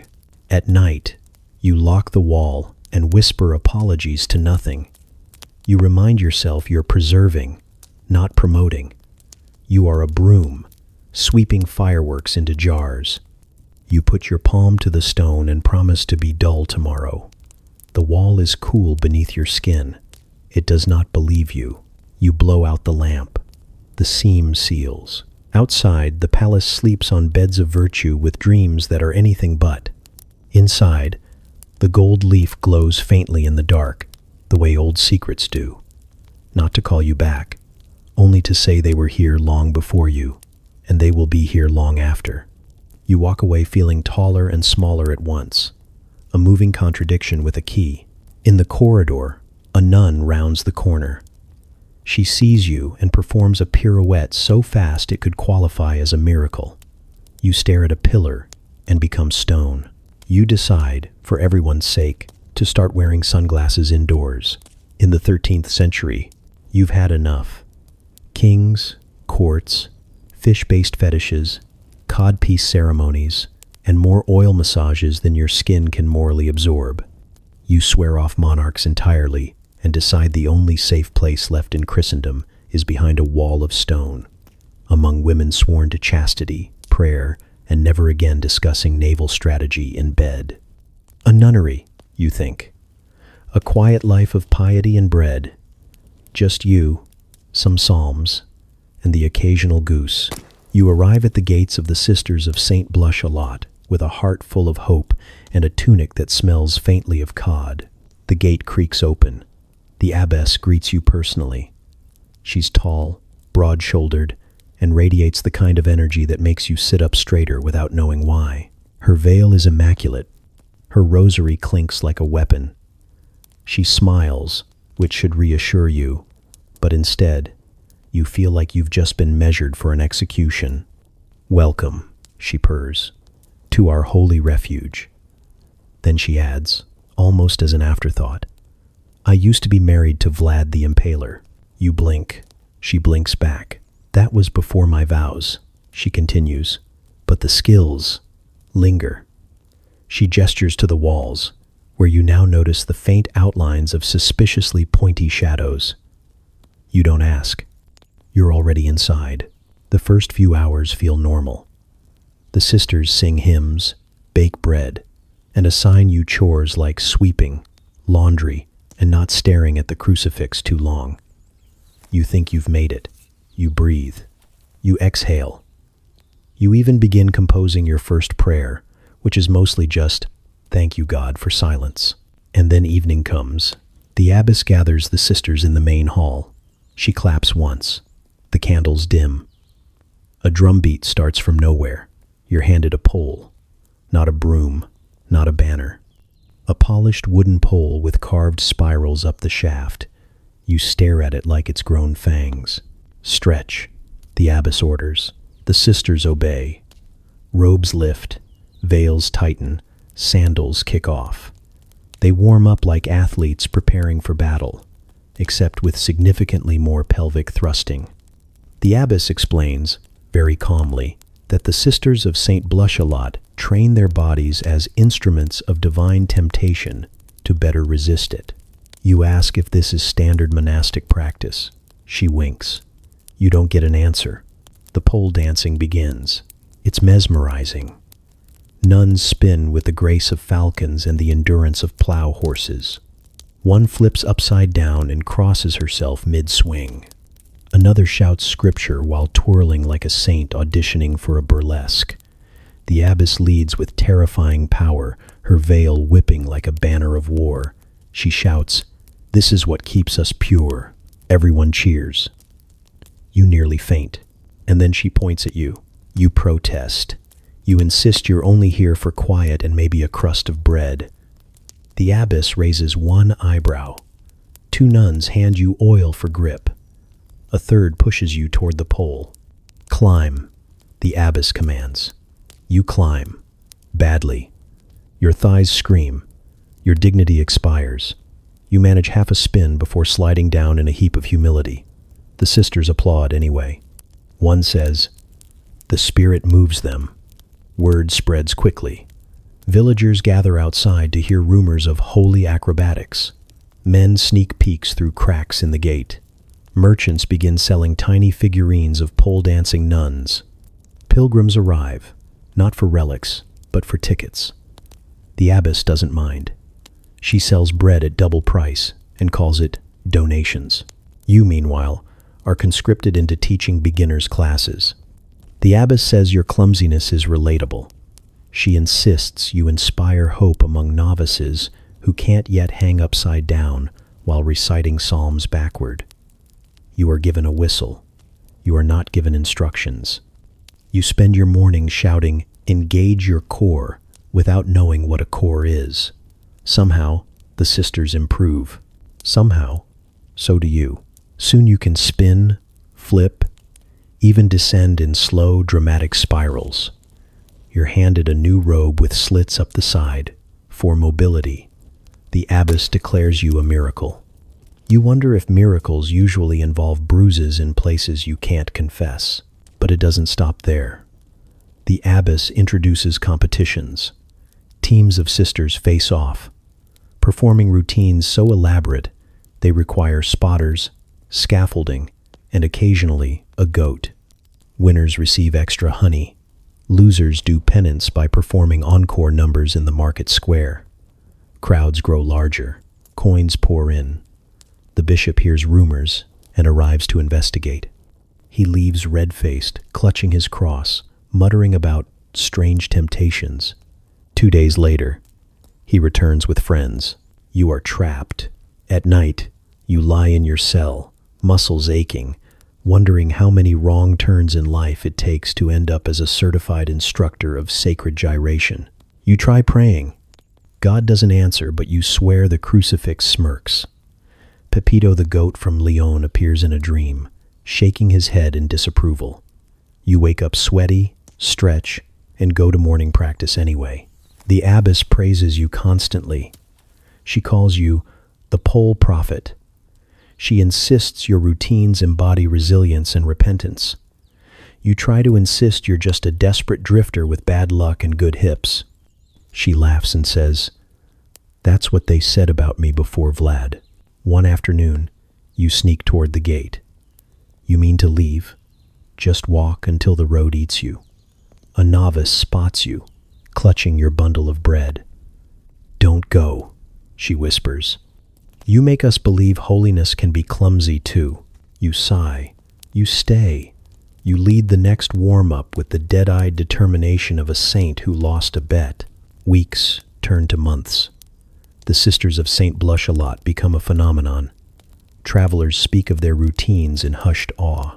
Minstrels compose bawdy songs that somehow pass for hymns. You're invited to perform at festivals, which you decline, only to be dragged along anyway. Children copy your spins with broomsticks. Peasants build their own poles. Someone coins the phrase, repentance twirl. And through it all, you remain stuck, a reluctant instructor in a convent that considers the splits a form of penance.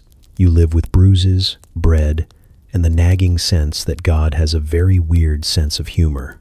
You once wanted silence. Now you have applause, and a lifetime ban on chairs. You only meant it as therapy. A little writing exercise to purge your sins, clear your head, maybe trick yourself into believing you're the protagonist of your own disaster instead of its chew toy. You sit down with parchment, ink, and an overwhelming backlog of trauma, and you begin. Chapter 1. It all started with a crusade and a bad hangover. You tell everything. The fish, the wine tub, the cod, the pole-dancing nuns. You laugh, you cry, you blot ink with your sleeve. When you're done, you have a manuscript so scandalous it practically hisses in Latin. You tuck it under your bed and swear no one will ever see it. Someone sees it. You don't know how the manuscript leaves your possession. Maybe a nosy monk, maybe a rat with entrepreneurial spirit, maybe God himself, finally tired of your antics, personally yeeting it toward Naples. Whatever the cause, the result is this. Your memoir lands in the hands of Charles II of Anjou, King of Naples, a man with a mustache shaped like ambition and the attention span of a squirrel in velvet. The messenger arrives at dawn, waving a royal seal and shouting, The king has read your life. You panic. You ask if you're being executed. The messenger laughs. No, he says. He wants the rights. The rights?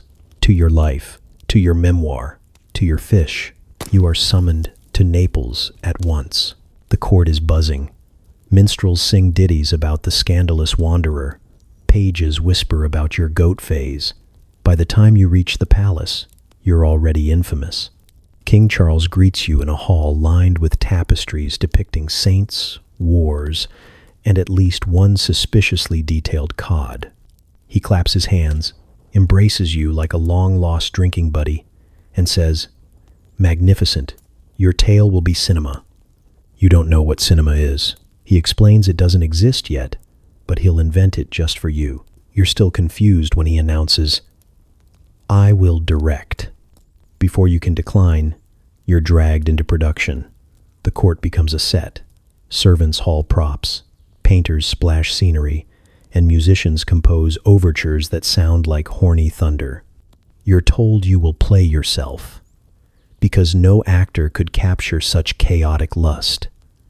You try to argue. He waves you off and hands you a script. It's your memoir, except every scene now ends with nudity, especially the ones that shouldn't. The crusade? Nude. The sex castle? Extra nude. The goat sermon? Uncomfortably nude. Even the scene where you cried into soup gets rewritten with, "Remove robe sensually." You protest. He insists it's art. The first rehearsal is chaos. You're shoved into a costume that's mostly string and the suggestion of fabric. The king himself sits in a high chair, waving his scepter like a conductor, shouting, "More moaning, louder sobbing, show me the anguish of the thighs." You trip over a prop barrel, fall onto a monk, and everyone applauds like you invented comedy. Things escalate. He casts himself as your love interest in every chapter, even the chapters where no love interest exists. In your lonely travel phase, he inserts a scene where he appears shirtless in the background, whispering, "Destiny." In the pole dancing nunnery segment, he insists on playing supportive pole. You attempt a spin. He collapses.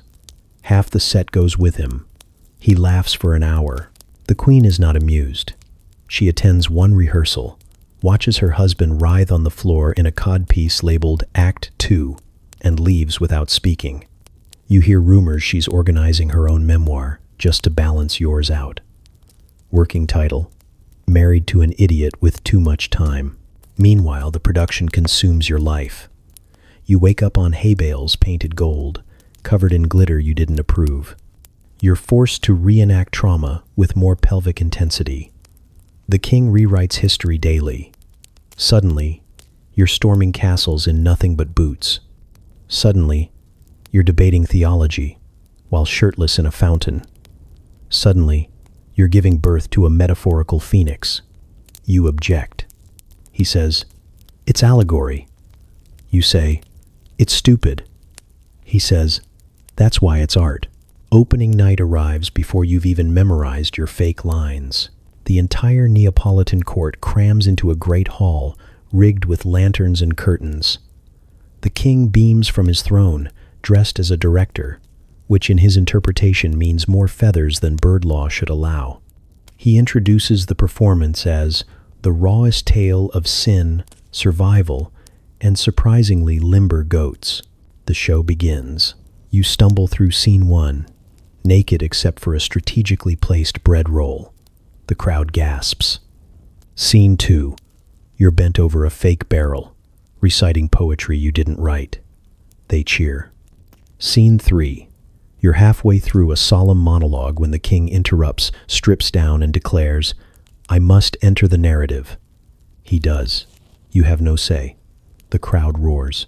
By the finale, you've reenacted your life as a fever dream of sweat, fish, and theatrical moaning. The audience weeps, laughs, and throws coins. The king takes a bow with you draped across his arm like a decorative shawl. He declares the production a masterpiece. You're so exhausted you can't tell if it's success or humiliation. Possibly both. The next morning, Naples explodes with gossip. Markets sell pamphlets of your naked scenes. Children sing ditties about your loot of lust. A local artist sketches you reclining on a pile of herrings. You can't walk the street without someone winking. You try to escape. You pack your things. You make it as far as the gate. But a messenger stops you with a new script. The sequel, he says, beaming. The king insists. You unroll it. The title reads, Memoirs 2, this time with more thighs. You stare at the parchment, dead-eyed, as the king shouts from the balcony, Ready the cod. You are not ready. You think you've hit rock bottom, but apparently rock bottom has a trapdoor. You're in Hungary now, hiding under the pretense of being a traveling spiritual consultant, which mostly means you light incense and mutter vague Latin while peasants pay you in cheese. You've almost convinced yourself that anonymity is safety when King Sigismund himself summons you to court. You expect imprisonment, maybe execution. Instead, you find him grinning like a wolf who's just read your entire diary. He waves a stack of parchment in your face. Your memoir, the unedited version, the one where you may have exaggerated certain details, like how many goats were involved, or how willingly you participated in anything involving codfish. He taps the pages with one jeweled finger and says, Delightful. Shame if everyone read this. Your stomach drops. He leans closer, smelling like wine, leather, and bad intentions. So here's the deal. You work for me now. Specifically, you will bring order to my extracurricular activities. You blink. He grins wider. I need someone to manage my mistresses. Apparently, Sigismund has too many. The court whispers numbers ranging from 12 to 50, depending on whether you're counting official favorites, unofficial flings, or the baker's wife who won't stop sending him symbolic loaves. His problem isn't acquiring women. His problem is scheduling them. Everyone keeps showing up at once. There have been shouting matches, hair-pulling brawls, even a duel fought with soup ladles. The palace is one bad afternoon away from civil war. And now, you're the solution. He wants you to organize the chaos, make timetables, balance his appetites with diplomacy, ensure no one overlaps unless it's strategically beneficial. You're horrified, but you're also blackmailed. So you nod like an obedient pigeon and begin. Your first attempt is a disaster. You try handwriting rosters with ink and prayer, but the sheets get ruined by wine stains and lipstick marks. You lose track of names. You schedule 2 women for the same Tuesday morning. They both arrive in identical dresses, mistake each other for imposters, and trash the throne room so thoroughly the tapestries still smell like perfume and blood. Sigismund threatens to expose you again. Desperation sharpens your creativity. You invent what you call the mistress management grid. Columns for names, rows for days, boxes for availability, with tiny icons to indicate mood swings, preferred gifts, and levels of vindictiveness. It's crude. It's revolutionary. It's medieval Excel. The mistresses are delighted.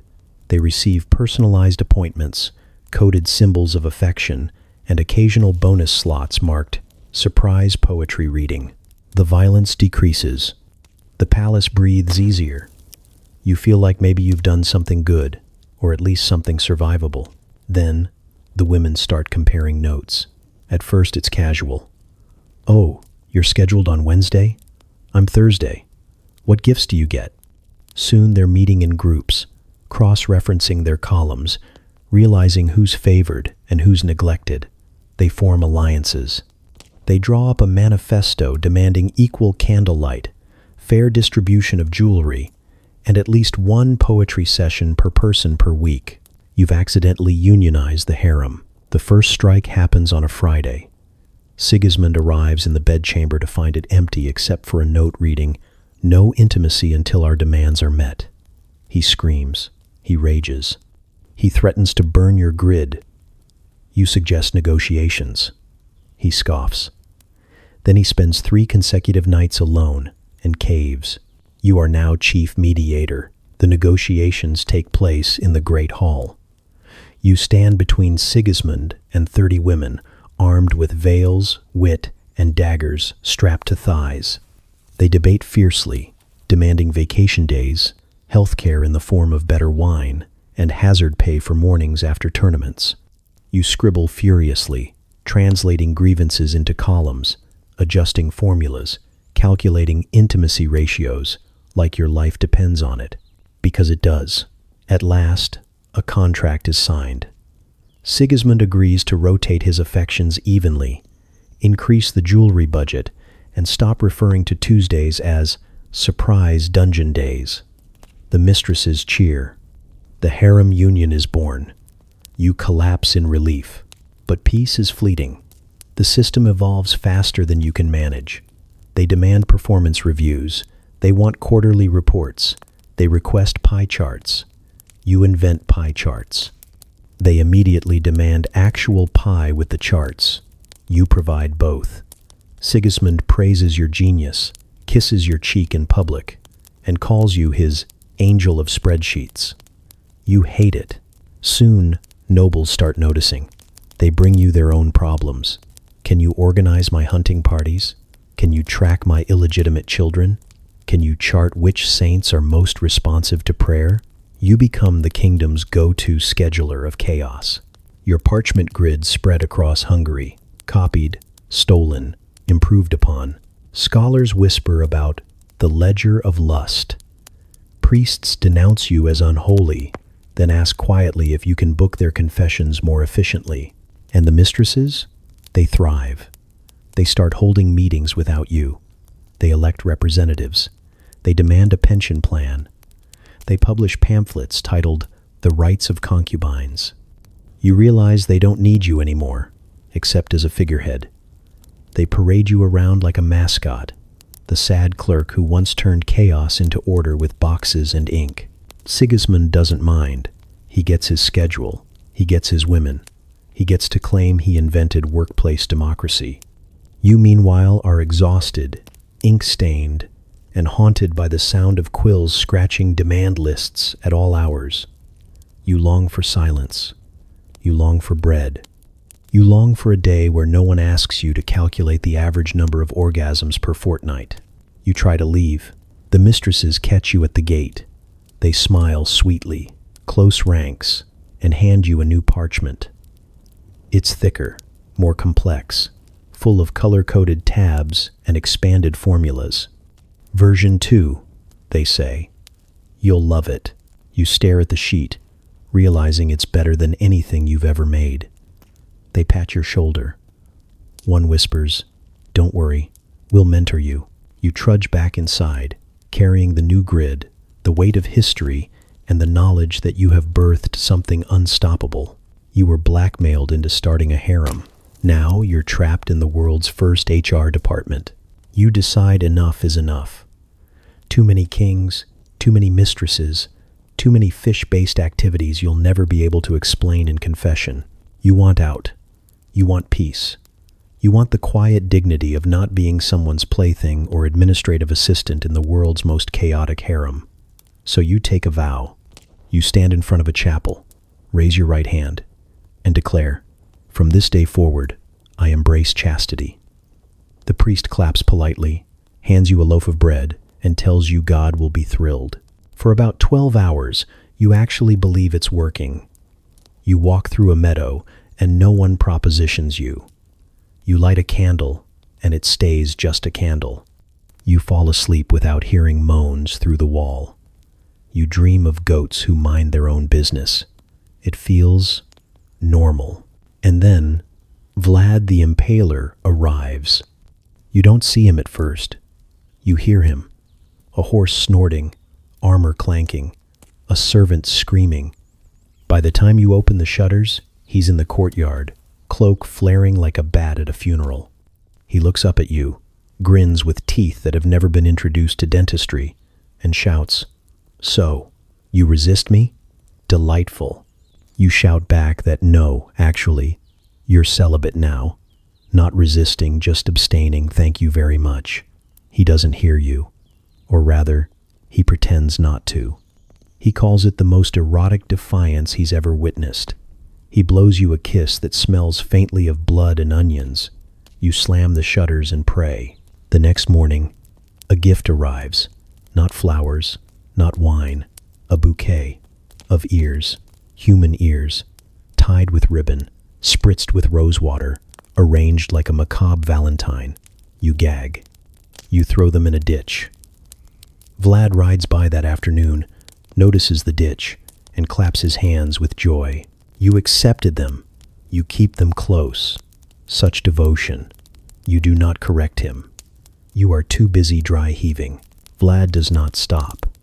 He sends gifts daily. A necklace of teeth, a tapestry depicting your supposed wedding night. You're wearing nothing but an expression of panic. A sack of fingers, each painted with red polish. He calls it foreplay. You call it a crime scene. He camps outside your dwelling, sharpening stakes in the moonlight, humming a ballad about your thighs. Villagers whisper you've bewitched him. You want to scream that it's the other way around. Your vow of chastity becomes a challenge to him. You say no. He hears, try harder. You wear modest robes. He calls them teasing. You run away. He follows, leaving a trail of skewered enemies, as though romantic breadcrumbs. You hide in a monastery. He shows up at the gates with a wagon full of heads and a lute. He serenades you with a love song so violent the abbot vomits into the font. The monks beg you to leave. They say your presence is disturbing their prayers and their stomachs. One hands you a sack of turnips and whispers, "May God have mercy on your loins." You flee again, turnips bouncing, vow of chastity fraying like an old tunic. Vlad follows, delighted, interpreting every step of retreat as a coquettish dance. At night, you pray harder. You ask for deliverance, clarity, maybe a lightning strike.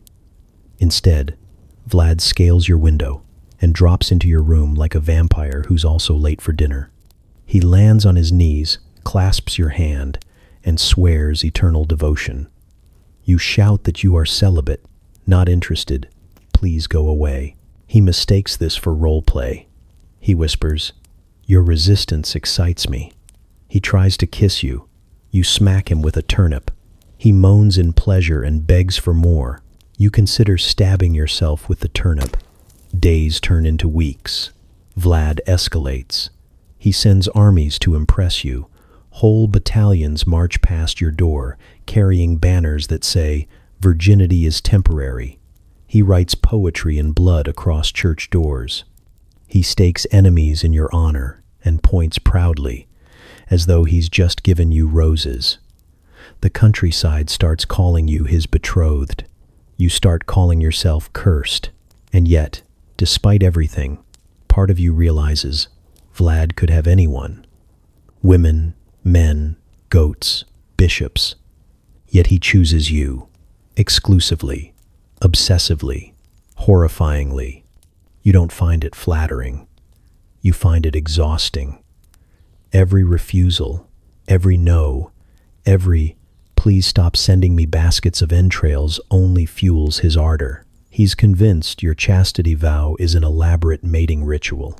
One evening, he storms into the chapel mid-service, kneels dramatically in front of the altar, and demands the priest marry you on the spot.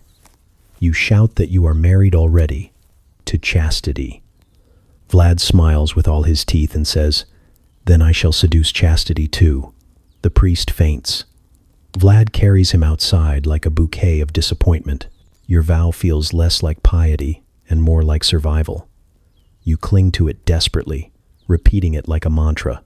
No flesh, no passion, no impalement. The harder you cling, the more determined he becomes. It is a war of attrition, and you are losing. One night, you find another bouquet at your door. Not ears this time. Roses. Normal, red roses. Fresh, beautiful. You almost cry. You pick them up, inhale the scent, dare to hope. Maybe he's listening. Then you see the card. It reads, "Each rose is fertilized with the blood of my enemies, as pure as your vow." You drop the bouquet. You lock the door. You curl into a ball and wonder if chastity was worth it, or if you've simply invented a new form of torture for yourself. Vlad howls outside, singing another blood-soaked serenade. The village claps along. You clutch your turnip like a weapon and whisper again, "I am celibate, I am celibate, I am celibate." But Vlad hears only, "I am yours." You are desperate for refuge. After weeks of Vlad's wooing by corpse, you've decided the only safe place is somewhere ironclad, solemn, and holy. You hear rumors of an order called the Knights of the Pure Heart, a band of warriors sworn to virginity, chastity, and God. It sounds like exactly what you need. No lust, no kings, no codfish. Just clean steel, clean vows, and maybe the occasional hymn. You pack a crust of bread, your tattered vow of chastity, and head toward their fortress like a moth sprinting toward what it thinks is heaven but is actually a torch. The fortress looms over the countryside, tall and grim, with banners embroidered with lilies. You knock. A knight answers, gleaming in armor polished so thoroughly you can see your regret in it. He looks you up and down, nods solemnly, and says, "Another seeker of purity?" You nod furiously. He ushers you inside, where a chorus of virginal chants fills the air. For the first time in months, you exhale. The initiation is strange but manageable. You swear on a sword, drink watered wine, and recite a vow about keeping your body unbroken by the filth of the flesh. Everyone claps. Someone sprinkles rose petals on your head. You think you've finally found peace. That illusion lasts until nightfall. They invite you to the vigil of cleansing. You expect candles, prayers, maybe a bit of fasting. Instead, you walk into a chamber filled with knights stripped of their armor, sprawled on cushions, draped in lace, and oiling each other's thighs. A harp plays in the corner. The chanting has been replaced by moaning. You stand in the doorway like someone who just walked into the wrong wedding. "This is purity," one of them purrs, beckoning you forward. You point out that purity usually doesn't involve 6 bodies in a pile. They laugh. They explain that purity means never marrying, never reproducing, never being tied to earthly families. Everything else? Free game. You have joined a virgin cult that is, in practice, the most organized orgy you've ever seen. At first, you refuse. You insist you took a vow. They grin and say, "So did we." They call it holy paradox. You call it false advertising. But your protests only make them more excited. They surround you, offering lace, wine, and things that look suspiciously like spiked chastity belts modified for recreation.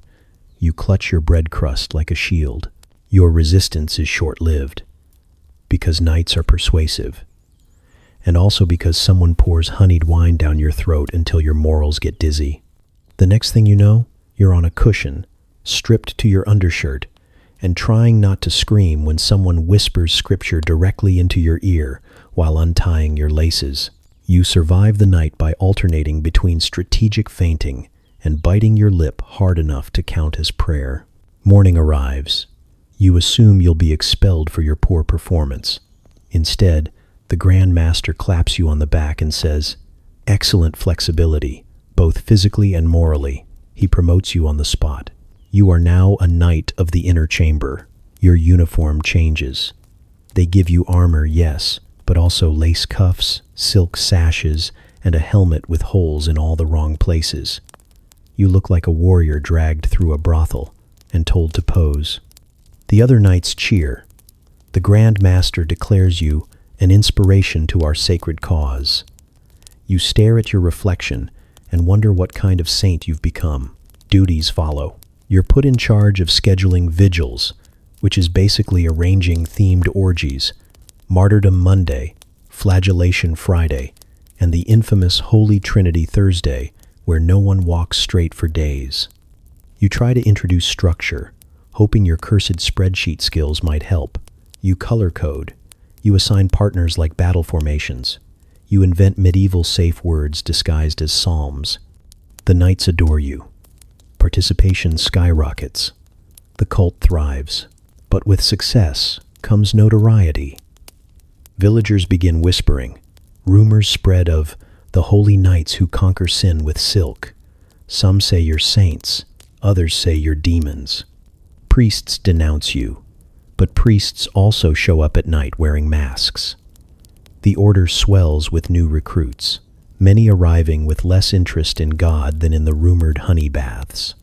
You end up training novices, teaching them how to balance a sword in one hand and lace in the other. Your life dissolves into chaos. Days of prayer, nights of orgies disguised as vigils, afternoons spent oiling armor so thoroughly it squeaks during inappropriate moments. You lose track of time. You lose track of your vow. You wake up in tangled sheets, someone's gauntlet still strapped to your leg, and wonder if God has stopped watching or is just keeping notes. You try to escape. You tell the Grand Master you've had enough. He misinterprets this as role play and sends you to lead chastity boot camp, which turns out to be 6 hours of group calisthenics performed in nothing but chainmail and rosaries. You survive, but barely. Your thighs will never recover. The final straw comes when they stage a holy tournament to display their purity. You think it means jousting. It does not. It means public performances of sacred intimacy in front of nobles, peasants, and confused children. You are shoved into the arena wearing armor, lace, and sheer panic. The crowd cheers. The knights start writhing. You play dead until someone pokes you with a sword and declares you resurrected by holy desire. You leave that night. You sneak out with nothing but your bread crust, your shame, and a piece of lace you can't quite untie. You stumble into the woods, vowing never again to trust anyone who says the word chastity with a straight face. Behind you, the fortress hums with moans and hymns, blending together until you can't tell the difference. You walk into the night, armored, laced, and profoundly confused. You decide you've had enough of chaos, seduction, and fish-related trauma. This time, you want something noble, something calm, something that doesn't involve explaining to peasants why you smell like cod or why you're wearing lace over armor. So you pitch an idea, a drama-free court, a sanctuary of reason and civility, where no one throws wine at anyone else and nobody wakes up chained to a spinning wheel. You make a little speech about peace, order, and sensible governance. King Charles VI of France listens, nods, and agrees it sounds delightful. For 10 minutes, it works. The courtiers sit in their chairs, sipping watered wine. The air is calm, almost boring. You breathe. You dare to believe you've done it.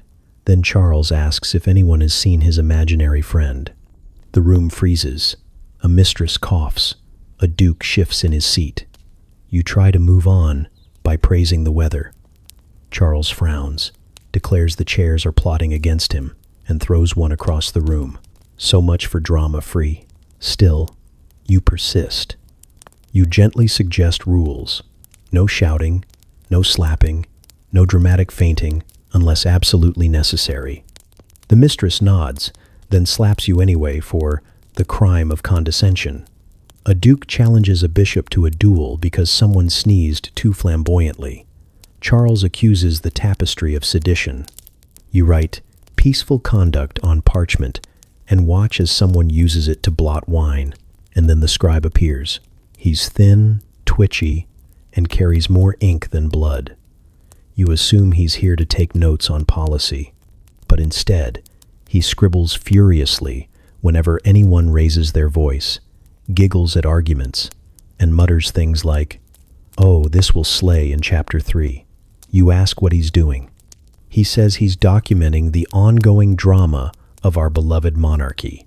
He insists the people want entertainment. You insist you're trying to establish stability.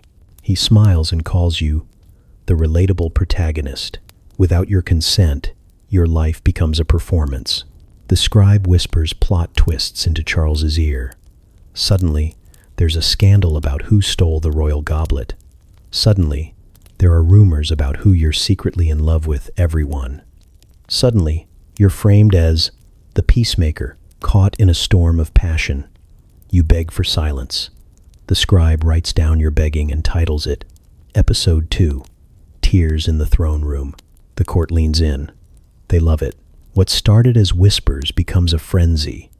Nobles stage arguments just to get more lines in the chronicle. Mistresses faint on cue.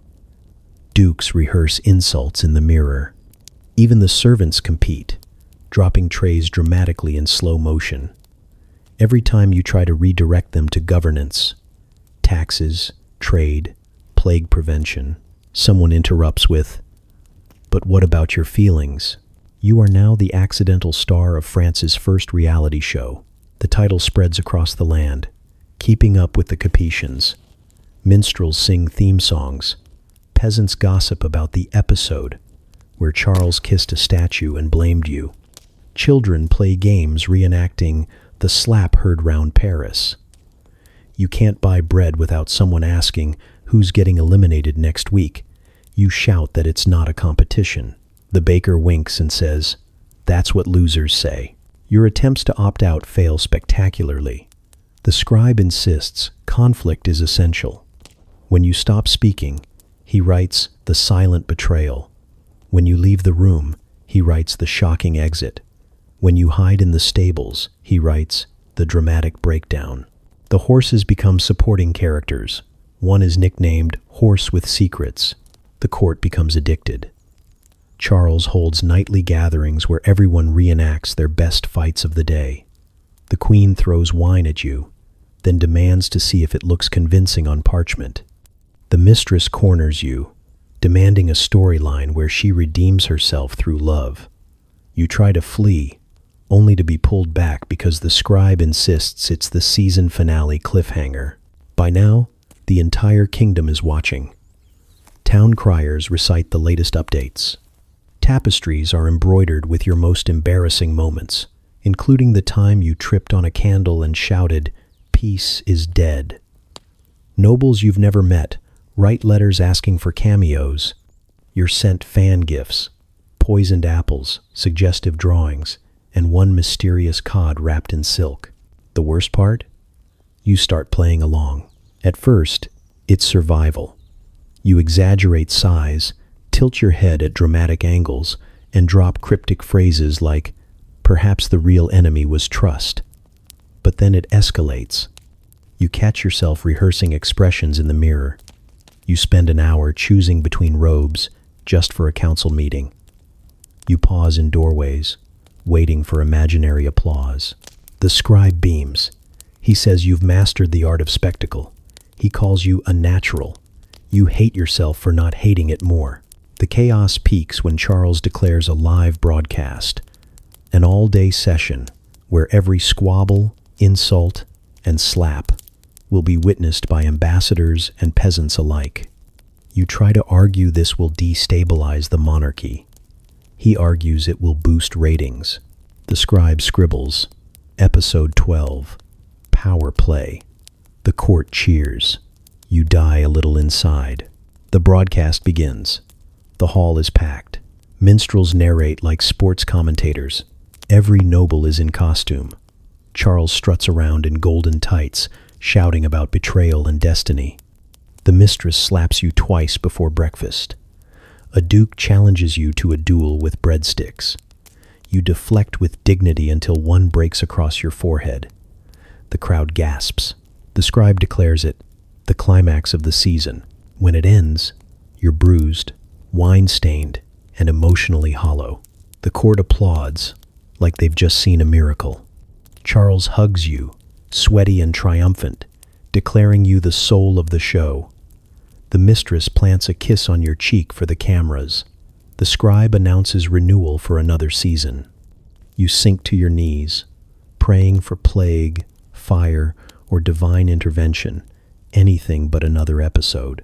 But outside, peasants chant for more. Children beg for your autograph. A juggler calls you his idol. And in the distance, you swear you hear Vlad humming the theme song. You wanted peace. You got ratings. You remember the wine first. Gallons of it, flowing like a biblical flood. Except instead of drowning the wicked, it just drowns your liver. Then you remember the jousting. Helmets clanging, lances splintering, Richard roaring with laughter every time someone fell off a horse. You were in the crowd, clapping at the wrong moments, drinking at the wrong speed, and trying to look like you belonged in a court where every man's thighs could crack walnuts. The fake Pope part? That's fuzzier. You're not sure who he was or why he was wearing a tiara made of bread, but everyone bowed to him, and you bowed too, because you've learned by now that survival is mostly pretending you understand what's happening. The next memory is less vague, waking up in a bed that isn't yours. Sheets heavy as guilt, air smelling of sweat and incense, and next to you, sprawled like a lion who just conquered Jerusalem, Richard the Lionheart himself, shirtless, snoring, drooling slightly onto your arm. You bolt upright. He stirs, stretches, and says, "Good morning, spouse." Spouse. You laugh, because surely he's joking. But then he lifts his hand, and there on your finger is a ring. Gold, heavy, unmistakably real. Your stomach flips, your lungs go on strike, and you whisper, "No." He grins and corrects you. "Yes, you are my lawful wedded." The door bursts open. Courtiers pile in, clapping, shouting congratulations, hurling petals. Someone plays a lute. A servant throws rice. You're in last night's tunic, hair smelling of stale wine, staring at Richard like you've just been conscripted into the world's worst opera. You demand an explanation. Richard beams, recounting how the jousting got rowdy, the wine got stronger, and someone dared him he couldn't wed the first person he pointed at. He pointed at you. You tried to run. He thought that was a charming form of consent. The fake pope pronounced you husband and spouse. Everyone cheered. Richard kissed you so hard your teeth clicked. Congratulations. You're queen of hangovers. The wedding gift is a sword, a massive one, engraved with lions, heavy enough to double as a plow. Richard presses it into your trembling hands, declaring, "Now you'll always defend my honor." You nearly collapse under the weight. He laughs, hoists you up with one arm, and plants another kiss on your cheek while the court roars with approval. It would almost be funny, if not for the jealous French prince, because Richard wasn't exactly single before. There was Philip II of France, who shared more than treaties with him. Everyone knows it, whispers it, half sings it after too much wine. And now, thanks to one drunken marriage, you've stumbled into the middle of history's messiest love triangle. Philip storms into the hall during breakfast, cloak swirling, eyes narrowed, looking at you like you just stole his favorite warhorse. "You," he hisses. "You dare?" You try to explain it was an accident. Richard laughs, claps Philip on the back, and says, "Don't be jealous, my sweet. There's enough of me to go around." Philip does not agree. Philip stabs his fork into a roasted chicken so violently the bones snap like your sense of safety. The court thrives on it. Nobles pick sides. Servants gossip. Minstrels compose songs with titles like "The Lion," "The Prince," and "The Hapless Spouse." You can't sneeze without someone narrating the tension of forbidden love. You try hiding in the kitchens, but even there the cooks bow and ask if you'll be hosting spousal tournaments to settle the rivalry. Richard, of course, loves it. He drags you everywhere, announcing, "Behold, my beloved." He kisses you in public, slaps your rear in front of bishops, and insists you sit beside him at councils, where you understand nothing about troop movements, but everything about embarrassment. Philip glares daggers from across the table, sometimes literal daggers. You stop turning your back on him. At night, Richard insists on sharing the royal bed. He snores like thunder, hogs the blankets, and occasionally mutters battle strategies in his sleep. Once, he wakes up, calls you Philippe, and kisses your forehead. You lie awake, wondering if you're married to a man, a kingdom, or a misunderstanding. It doesn't get better. Philip starts sending you notes, threatening notes, love notes, sometimes both in the same sentence. You will pay for stealing him, unless you wish to join us. You burn them, but more arrive. Richard finds one, laughs until tears roll down his face, and shouts, "Oh, Philip, you rascal!" You do not laugh. You start carrying the sword everywhere, even to the privy. Meanwhile, Richard throws himself into jousts, wars, and dramatic declarations of love. He dedicates victories to you. He makes minstrels sing your name in ballads that rhyme poorly with valor. He commissions a tapestry of your wedding, which depicts you swooning gracefully instead of trying to crawl out the window. Everywhere you go, people bow. You're adored, famous, and utterly trapped. The pressure builds. Philip challenges you directly one evening, cornering you in the gardens. He says, "Leave him, and I'll make you rich. Stay, and I'll make you miserable." You try to point out you never wanted him in the first place. He growls something in French you don't understand but sounds extremely rude. You grip your sword, which is still too heavy to lift properly, and pray for divine intervention. Instead, Richard bursts in, shirtless, holding 2 goblets of wine. He shouts, "Ah, my 2 beloveds together." He forces you both to drink, slings an arm around each of you, and drags you back into the hall, declaring the rivalry settled. "It is not." Philip seethes. Richard beams. You stumble, wine sloshing, wishing the earth would swallow you whole. By now, the whole kingdom knows. Priests sermonize about your scandalous union. Peasants gossip about whether you'll produce heirs. You scream that you won't, can't, shouldn't. They nod knowingly, assuming you're modest. Bards immortalize you as the spouse who tamed the lion heart. You haven't tamed anything. You've just been mauled politely. You lie awake one night, staring at the ceiling beams, listening to Richard snore like a war drum. The sword rests beside you, mocking. Outside, the wind carries the faint sound of minstrels rehearsing tomorrow's scandal. You whisper to yourself that this is temporary, that no marriage sealed by a fake pope and a hangover can possibly last. But in the morning, Richard presents you with matching armor, and Philip sends another note, and the court cheers like you're the star of the greatest love story ever told. You know the truth. You're just the accidental spouse of the Lionheart. You reach the end of your rope. Marriage to Richard, jealous French princes, harem unions, pole-dancing nuns. Every chapter of your life has turned into a scandal nobody asked for. You've tried chastity, you've tried hiding, you've even tried pretending to be dead once or twice, but somehow kings keep sniffing you out like horny bloodhounds.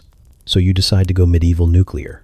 Witchcraft, not the broomstick, cackle in the moonlight type. Just a humble spell, a potion, something to make you invisible to desire, bland as porridge, ignored like a tax law. You sneak into a forest, collect herbs you can't pronounce, steal a monk's recipe for spiritual humility, and improvise with garlic, vinegar, and a dead frog you found behind the stables. You light candles. You chant gibberish in what you hope is Latin. You stir until the liquid turns an unholy shade of green. Then, with trembling hands, you drink. It tastes like regret. You wait for nothingness, for the bliss of being overlooked. Instead, you feel heat, not cozy warmth. Heat, like someone lit a bonfire in your veins. Your skin glows faintly. Your hair shines. Your eyes sparkle in ways they never have, not even after a full bath. You stumble to a puddle and see yourself reflected, radiant, shimmering, seductive, in a way that makes you blush at your own face. The potion has not made you invisible. It has made you irresistible. You realize this too late, because when you return to town, people stop in their tracks. A baker drops a loaf. A priest drops his Bible. Children burst into song. Women wink. Men swoon. Goats baa suggestively. You panic, rush through the streets, but everywhere you go, eyes follow, bodies lean, lips part. You are no longer a person. You are a walking aphrodisiac. And of course, the kings notice. The first is the King of Castile. He rides into town with 100 soldiers, spots you once, and falls off his horse in love-struck awe. He scrambles to his knees, kisses your boots, and declares, "I will build a temple in your honor." You stammer that you don't want one. He insists. Plans are drawn. Architects arrive. Within days, a temple rises. It has no roof, no walls, just a forest of beds lined up like pews. He calls it the Cathedral of Passion. You call it evidence. You try to run. Castilian soldiers chase you, not with swords, but with bouquets. One trips over his own pants. Another sings ballads so badly dogs howl. You dodge, duck, weave, until you collapse in a barn. The farmer takes one look at you, gasps, and says, "Finally the lover I prayed for." You scream. He screams.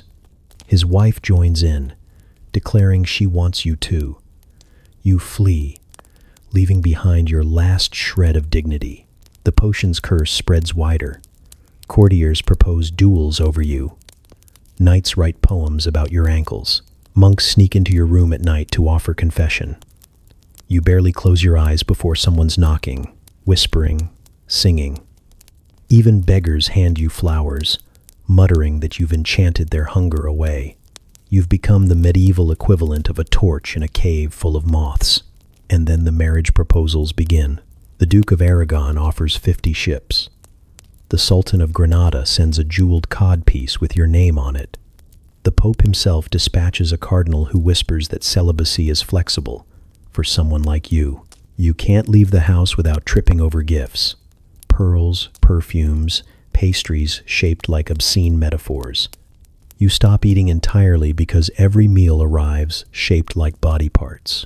Your reputation swells beyond repair. Minstrels compose epic ballads titled "The Angel of Lust." Peasants gather outside your window, chanting hymns. They call you saint, even as they beg to kiss your feet. Artists paint you reclining on silk you don't own. Someone weaves a tapestry of your smile, placing it in a cathedral where pilgrims kneel as if it's holy. Meanwhile, the King of Castile escalates. He insists on visiting your temple every night. He invites you, of course, but also brings half the nobility, turning it into the world's first orgy tourism site. You refuse, hiding behind barrels and weeping into your own cursed glow.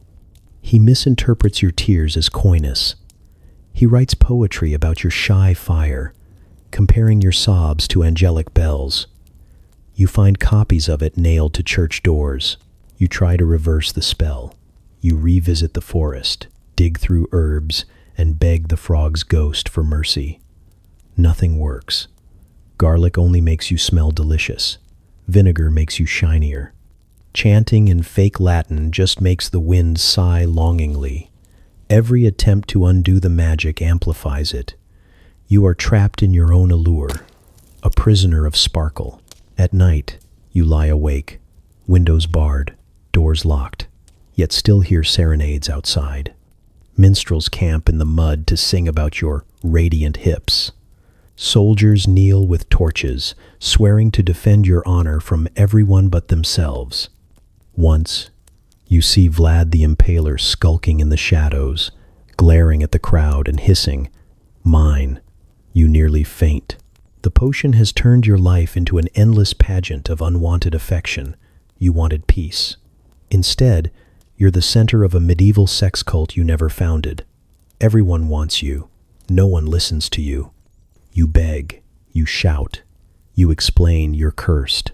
They nod, sigh, and say, "Even your suffering is seductive." One morning, you wake to find the King of Castile standing in your doorway, holding blueprints. "I've expanded the temple," he declares. "Now it's a city, the city of desire." You shove the sword at him, screaming. He kisses the blade.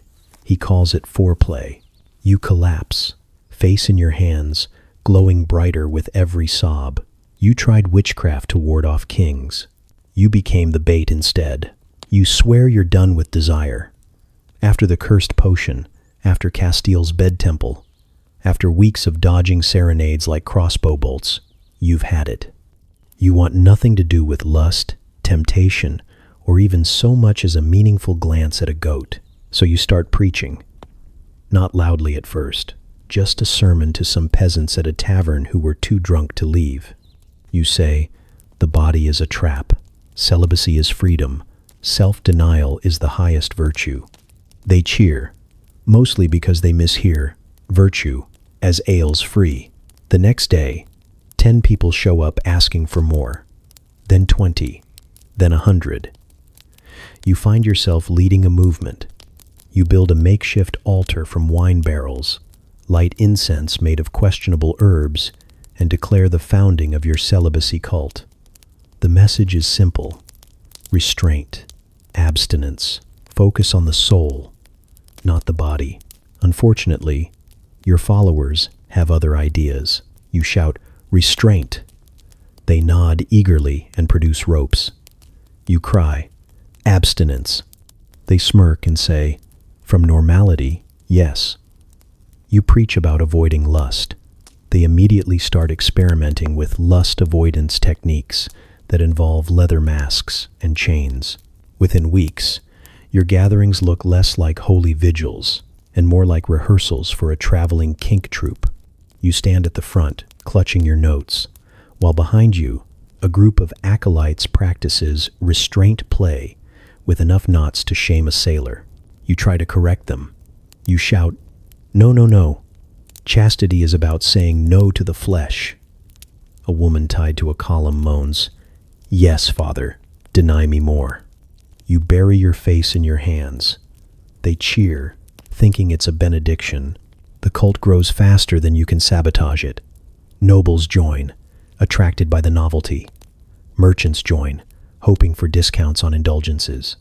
Monks join, pretending it's research. Soon, you have hundreds of followers dressed in identical robes you specifically designed to be unflattering. They find ways to make them scandalous anyway. Slits, lace, daring embroidery. You demand modesty. They interpret this as a challenge. One man arrives in nothing but a strategically draped parchment. Your sermons become theater. You light incense for solemnity. They take it as stage smoke. You wave your arms for emphasis. They clap and start swaying rhythmically. You kneel in prayer. They fall to the floor in ecstasy. You are their leader, their prophet, their saint of denial, who somehow inspires the opposite of denial. And then the miracles begin. One follower faints mid-orgy, then claims she had a vision of you glowing with holy chastity. Another swears the rope burns on his wrists formed into the shape of your face. A merchant insists he heard angels singing the moment he put on the cult robe backwards. Within days, rumors spread. You are touched by God. Not in the way your cult interprets everything, but literally, divinely, canonically. You are canonized. By accident, the bishop arrives, furious at first, ready to condemn. But when he sees your swelling crowd, hears their chants, and catches a whiff of incense that smells suspiciously like paradise, or opium, hard to tell, he hesitates. He asks if this is truly about celibacy. You open your mouth to shout yes. Before you can, your followers cry, yes, Father, we have given ourselves fully to the discipline of restraint. A chorus moans in unison. The bishop blushes. Then he declares you holy. Congratulations. You are now Saint Restraint. The church expands. Donations pour in. You're given relics you didn't ask for. A whip labeled Holy Instrument. A chalice shaped like a breast. A tapestry depicting you with glowing eyes and suspiciously toned abs. Pilgrims arrive from all corners of Europe, bowing at your feet, asking for blessings. You try to say, go in peace, resist temptation. They hear, go in pieces, resist clothing. The temple grows so large it rivals cathedrals. The air is thick with incense, moans, and hymns rewritten with double entendres. The choir sings, "Blessed are the pure," in a tone that sounds anything but pure. Even kings start visiting. They kneel, ask for forgiveness, then stay for the evening vigil, leaving sweaty and mysteriously healed of their guilt. You consider fleeing, but every time you try, the crowd erupts into chaos, convinced you're testing their devotion. At night, you lie in your chamber, clutching a pillow, listening to the cacophony of your followers downstairs. You wonder how many steps it took to fall from sincere chastity to leading Europe's largest orgy church. You pray for an exit. The crucifix above your bed tilts slightly, as if trying not to make eye contact. It doesn't stop. Artists paint icons of you draped in ropes, calling you the saint of sacred denial. Minstrels sing ballads about your unreachable passion. One nun even claims she saw your face in a candle flame while performing acts that should not involve candles. You cannot walk through a village without hearing someone chant your name and then moan for emphasis. The Pope sends a letter. You brace for excommunication. Instead, he writes, "We must discuss your ethids." The results are impressive. You scream into your pillow until feathers explode like snow. By now, you know the truth.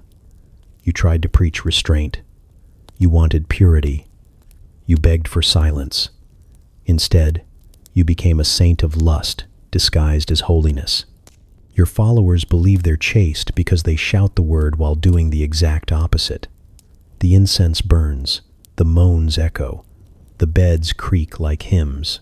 You sit on your throne of ropes and incense, crown of thorns replaced by a crown of laurel and lace, realizing sainthood has never been so sweaty. You tried to start a celibacy cult. You founded the Church of the Orgy instead. You hear about it first from a terrified monk. He bursts into your chamber, face pale, clutching one of your old manuscripts like it's a cursed relic. He stammers that the church has ordered your memoirs burned, every single copy, every bawdy verse and embarrassing confession set aflame to cleanse the continent of your influence. You should feel relieved. Finally, maybe, your name will be scrubbed from history. Instead, you laugh bitterly, because you know the truth. If there's one thing your life has taught you, it's that nothing you do ever disappears. Sure enough, the fires fail.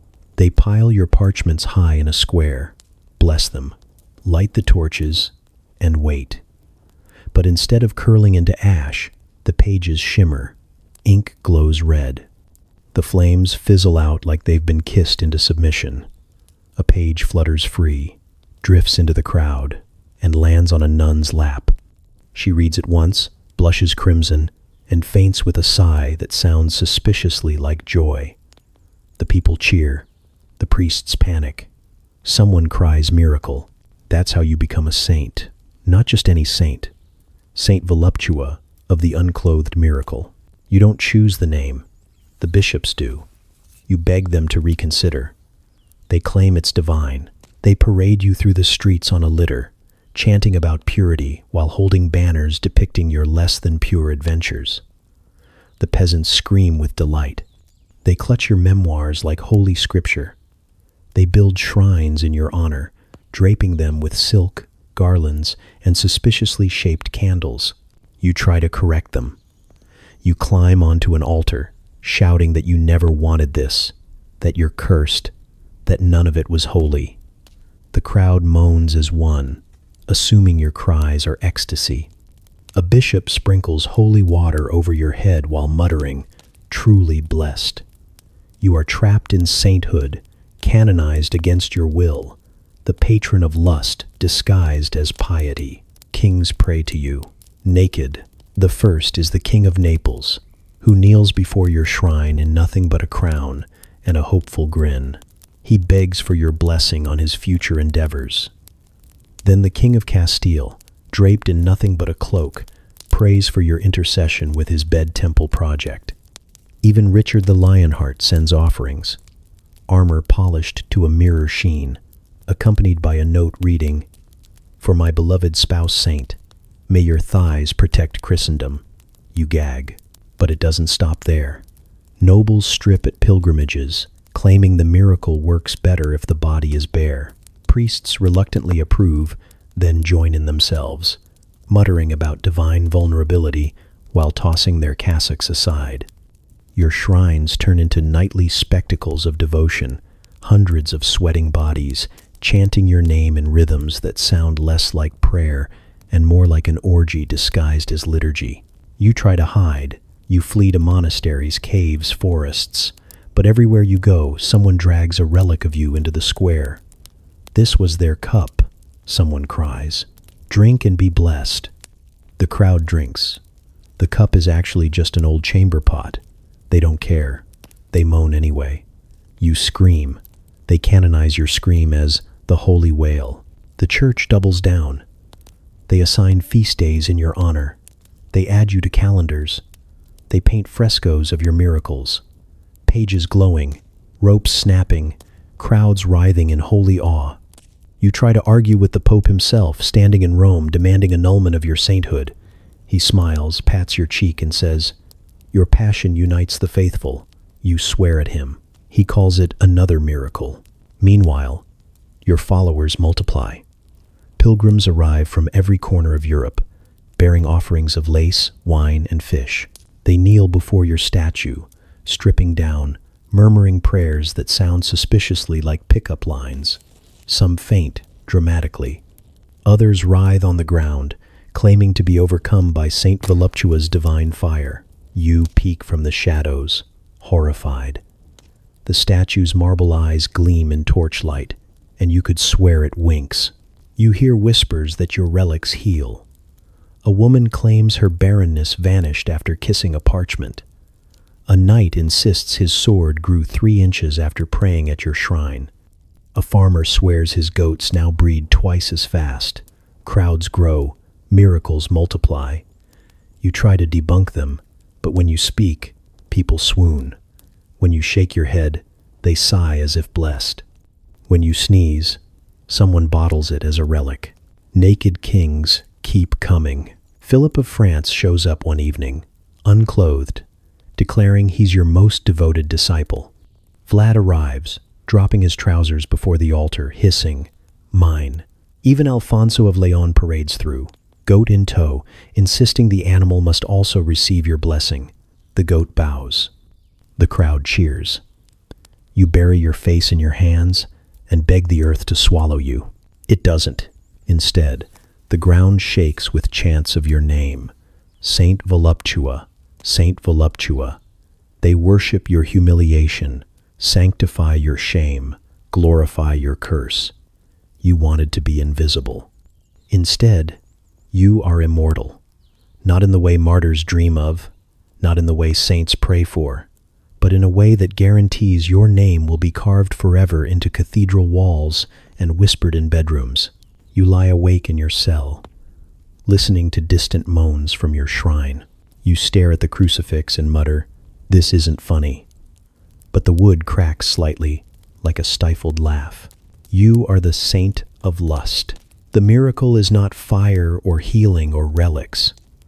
The miracle is that you survived long enough to be canonized into eternal embarrassment. Saint Voluptua of the unclothed miracle, forever prayed to, forever naked. You've had enough. The endless kings, the shrines, the moaning pilgrims who confuse your panic for holiness. It's too much. You decide you need a break. Not just a walk in the forest, not just a week pretending to be dead again, but a real timeout. Away from the Middle Ages, away from kings with codpieces and churches with shrines made of rope. You whisper to the universe, "Send me anywhere but here." And for once, the universe listens. It happens in the middle of the night. You're curled up on a straw mattress, muttering complaints to God, when the air above you cracks open with a sound like the sky tearing its pants. A man stumbles out, dressed in strange clothes, shiny boots, a jacket made of something too smooth to be real, and a glowing box in his hand. He looks at you with wide eyes and gasps. It's you, the legend, Saint Voluptua. You scream. He screams. Then he laughs, delighted, and says, I can't believe it. The stories were true. I've come from the future to study you. You relax slightly until he adds, with my tongue. The glowing box beeps. He calls it a scanner. You call it witchcraft. He waves it over you, muttering about energy signatures and iconic lust fields. You swat at it with your pillow. He ducks, grinning, like you're flirting. He insists he's from centuries ahead, where your name is taught in schools, your relics displayed in museums, your miracles reenacted in immersive plays. He calls you the erotic anchor of medieval Europe. You bury your face in your hands and wish you'd never asked for escape. He doesn't leave. He follows you around, scribbling notes on a device that glows brighter than any candle. He asks invasive questions. How did you seduce the Pope? Was Vlad really that kinky? Did the goat consent? You shout that you seduced no one, that you never touched the Pope, that the goat was Alfonso's problem. He grins and says, "Oh, you're modest. That makes you hotter. Everywhere you go, he's there.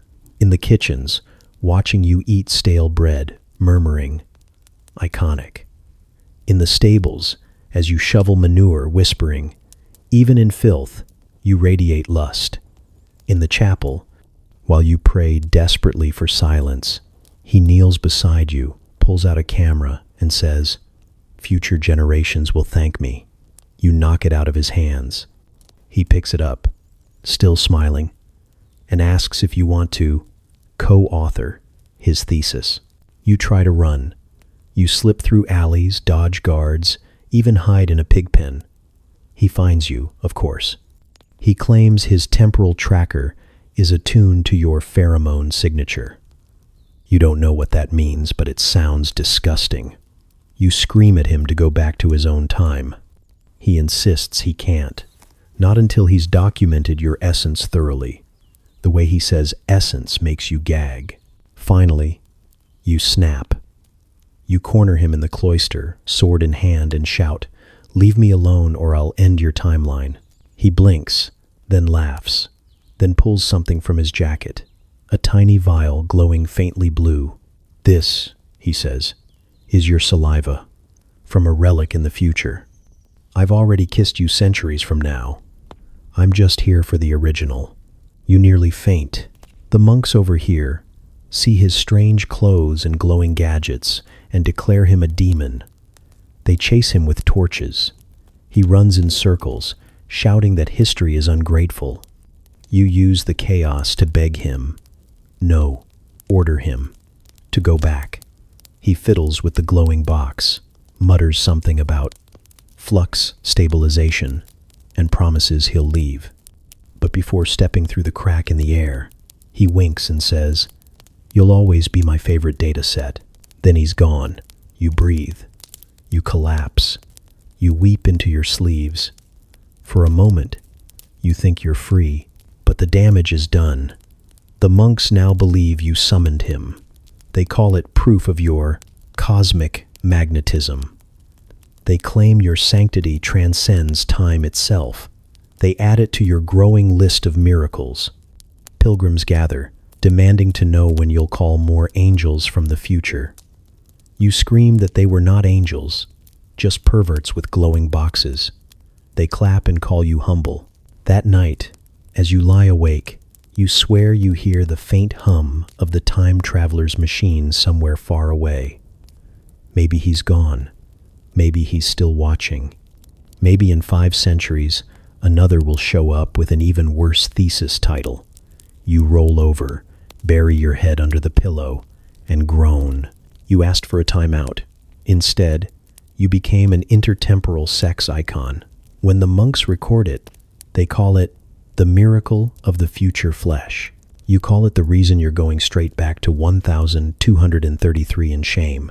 You decide the only way out is to write it all down. Every cursed step, every accidental marriage, every shrine built in your honor against your will. Maybe if you confess, maybe if you spill every humiliating detail onto parchment, history will see the truth. You're not a saint, not a legend, not an icon of lust. You're just unlucky. Catastrophically unlucky. So you sit by candlelight, quill in hand, and bleed ink. You start at the beginning, when you joined a crusade just to get over an ex, and ended up sunburned, drunk, and scribbling for kings. You write about the castles that moaned, the kings who purred, the goat who wouldn't stop staring. You write the lies, the truths, the confessions too shameful for priests. You lace it all with sarcasm, bitterness, and desperate honesty. You don't want admiration. You want a warning label. A medieval, do not try this at home. You title it, The Final Confession. It doesn't stay final for long. A monk finds your manuscript and decides it's too important to hide. He copies it. Then another copies his copy. Soon, parchment floods across Europe, bound in silk, decorated with ribbons, sold under the table in markets and openly in brothels. People call it scandalous, divine, hilarious. They whisper about the new scripture, the text that makes priests faint and noblewomen giggle. It becomes sex education. Mothers read it to their daughters at bedtime, wagging fingers, warning them not to end up like you, then blush when they reach the part with the codfish. Fathers hide it under pillows, pretending to condemn it while memorizing passages. Monks use it for study. Nuns pass it around with candlelight, highlighting passages with meaningful coughs. Children sneak peeks, giggling until their parents confiscate it, then confiscate another copy for themselves. Kings adore it. They treat it like a manual. Richard tries your tripping proposal technique on 3 different dukes. Alfonso of Leon sends you a thank you note for the chapter on goat management. Vlad highlights entire sections in blood, scribbling more of this in the margins. Courts whisper that it's the most important text since the Bible. You whisper that it's the worst accident of your life. And yet, it spreads. Illuminators embellish it with lurid illustrations. One paints you reclining on a velvet bed, eyes wide with panic, surrounded by kings with suggestive swords. Another depicts the infamous fish incident in full, scaly detail. These manuscripts circulate faster than plague rats, slipping into every household, monastery, and tavern. The people give it a new name, the Book of Voluptua. Soon, it's compared to the Kama Sutra, except somehow worse because it's you. Scholars analyze it. Priests denounce it, only to quote it in private. Doctors prescribe it for marital problems. Lovers whisper passages in bed like holy scripture. Minstrels sing verses at weddings. One troubadour even performs dramatic readings at funerals, insisting lust transcends death. You try to destroy the copies. You sneak into libraries with torches. You burn one, only to find 10 more the next morning, copied lovingly by monks with suspiciously flushed faces. You threaten scribes. They swoon. You shout at kings. They wink. You beg the Pope. He strokes his chin and says, "Well, it does bring the faithful together." By now, you can't walk through a village without hearing your own words shouted in the street. Children play games called The Miracle of the Rope. Lovers reenact your misadventures, insisting it's for historical accuracy. One blacksmith claims he conceived all 12 of his children thanks to your book. Another insists his marriage survived only because of chapter 6. You bury your face in your hands, wondering which chapter had a goat in it. Your confessions mutate. Scholars add commentary. Nobles commission sequels. Some monk with too much ink writes the Lesser Confessions, a spin-off filled with entirely fabricated stories where you seduce giants, angels, and the moon itself. These sell faster than the originals. You try to deny them, but denial only fuels the myth. They call you Saint Voluptua, Queen of Desire, Patroness of the Bedroom, Oracle of the Flesh. You are none of these things, and yet, your book is canon. You watch as it's copied onto fine vellum, bound with gilded edges, placed beside sacred texts in libraries. You hear priests muttering about how temptation must be studied. You see nobles quoting you at feasts. You know, deep in your bones, that your so-called confession will outlive you. Centuries from now, they'll still be reading about how you mistook a torture chamber for a spa. You'll never escape it. You are immortal, but in the worst possible way. You wrote your story to warn others. Instead, you wrote the Kama Sutra of Europe. Your quill is cursed, your words are scripture, and your shame is eternal. At last, your body gives out. Not dramatically, not during some orgy in a velvet-draped castle, not even while fending off Vlad with a turnip. You die in bed, quietly, slipping away with a sigh that sounds more like exhaustion than holiness. No kings at your side, no moaning pilgrims outside the window. Just you, a single candle, and the faint relief of knowing the chaos is finally over. For the first time in your life, no one wants anything from you. They bury you in a modest grave. A stone marker, a patch of earth, a simple inscription. You imagine peace. No relics, no pilgrims, no more kings, confusing your panic with passion. You close your eyes, expecting centuries of silence. You do not get it, because centuries later, your grave is discovered. A group of scholars trip over it while arguing about the proper translation of orgasm in Latin. They dust off the stone, see your name, and gasp. "It's her," one whispers. "Saint Voluptua, the unclothed miracle, the author of flesh." Word spreads faster than plague in a crowded tavern. Within weeks, pilgrims arrive. At first, it's flowers, innocent enough. Roses, lilies, little bundles of herbs. But soon, someone leaves a whip. Another leaves a mask. A parchment scrawled with a love note, signed with more kisses than words. Before long, your grave is covered in leather, lace, ropes, and things so creative, even you wouldn't have thought of them. It becomes a pilgrimage site. Lovers trek from across Europe to kneel before your tomb. They kiss the stone, whisper vows, and leave behind offerings. Whips dangle from branches like festive garlands. Chains clink in the breeze. A pile of codfish appears 1 year on your death day, rotting in the sun, a pungent reminder of everything you tried to forget. Pilgrims don't care. They call it holy fragrance. The church protests, of course. They declare your grave off limits, issue bans, send guards. But the guards end up leaving notes of their own, blushing as they tuck them between the cracks of your tombstone. Priests rail against the shrine, then sneak in at night to pray shirtless. The Pope issues another condemnation, which somehow only triples the visitors. Soon, processions march openly, banners flapping with your name, and then comes the plaque. Someone, no one admits who, installs a bronze plaque at the head of your grave. The letters gleam in the sun, declaring, "Here lies the one who said no, and still ended up queen of perverts." Pilgrims weep at the inscription. They chant it like scripture. They carve it into walls, tattoo it onto thighs, embroider it into banners. Tour guides recite it to wide-eyed travelers. Children whisper it in schoolyards like a forbidden prayer. You can almost hear them from the other side, your bones rattling with second-hand embarrassment. Centuries pass. The offerings grow stranger. Silk underwear embroidered with psalms. Wooden statues of goats with suspiciously smug faces. Erotic poetry carved directly into the stone until it looks less like a grave and more like a love manual. Even kings of later dynasties make the trip, cloaked in secrecy, kneeling in the dirt to ask your blessing. They strip, of course. It's tradition now. Naked royalty, barefoot in the grass, begging the saint of lust to smile upon their reigns. You wanted peace.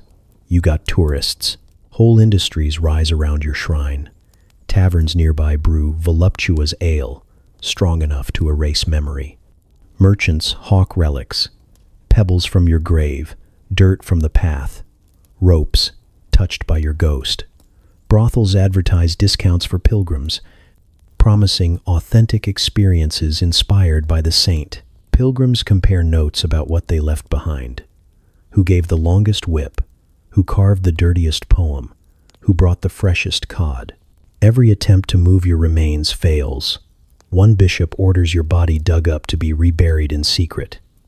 When they lift the coffin, a gust of wind blows the lids off women's dresses across town.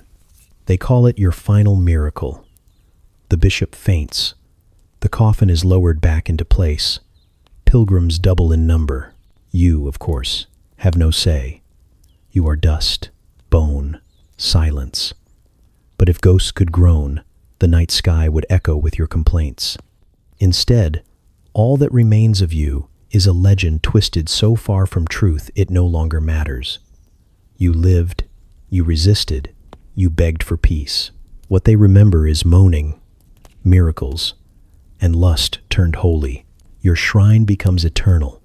Lovers sneak there under moonlight. Scholars debate whether your works were history or prophecy. Tourists buy whips engraved with your name and hang them proudly in their homes. The plaque never changes. The offerings never stop. Your grave is no longer a resting place. It is the beating, panting heart of a kink pilgrimage that spans centuries. You died peacefully, but peace is not what you got.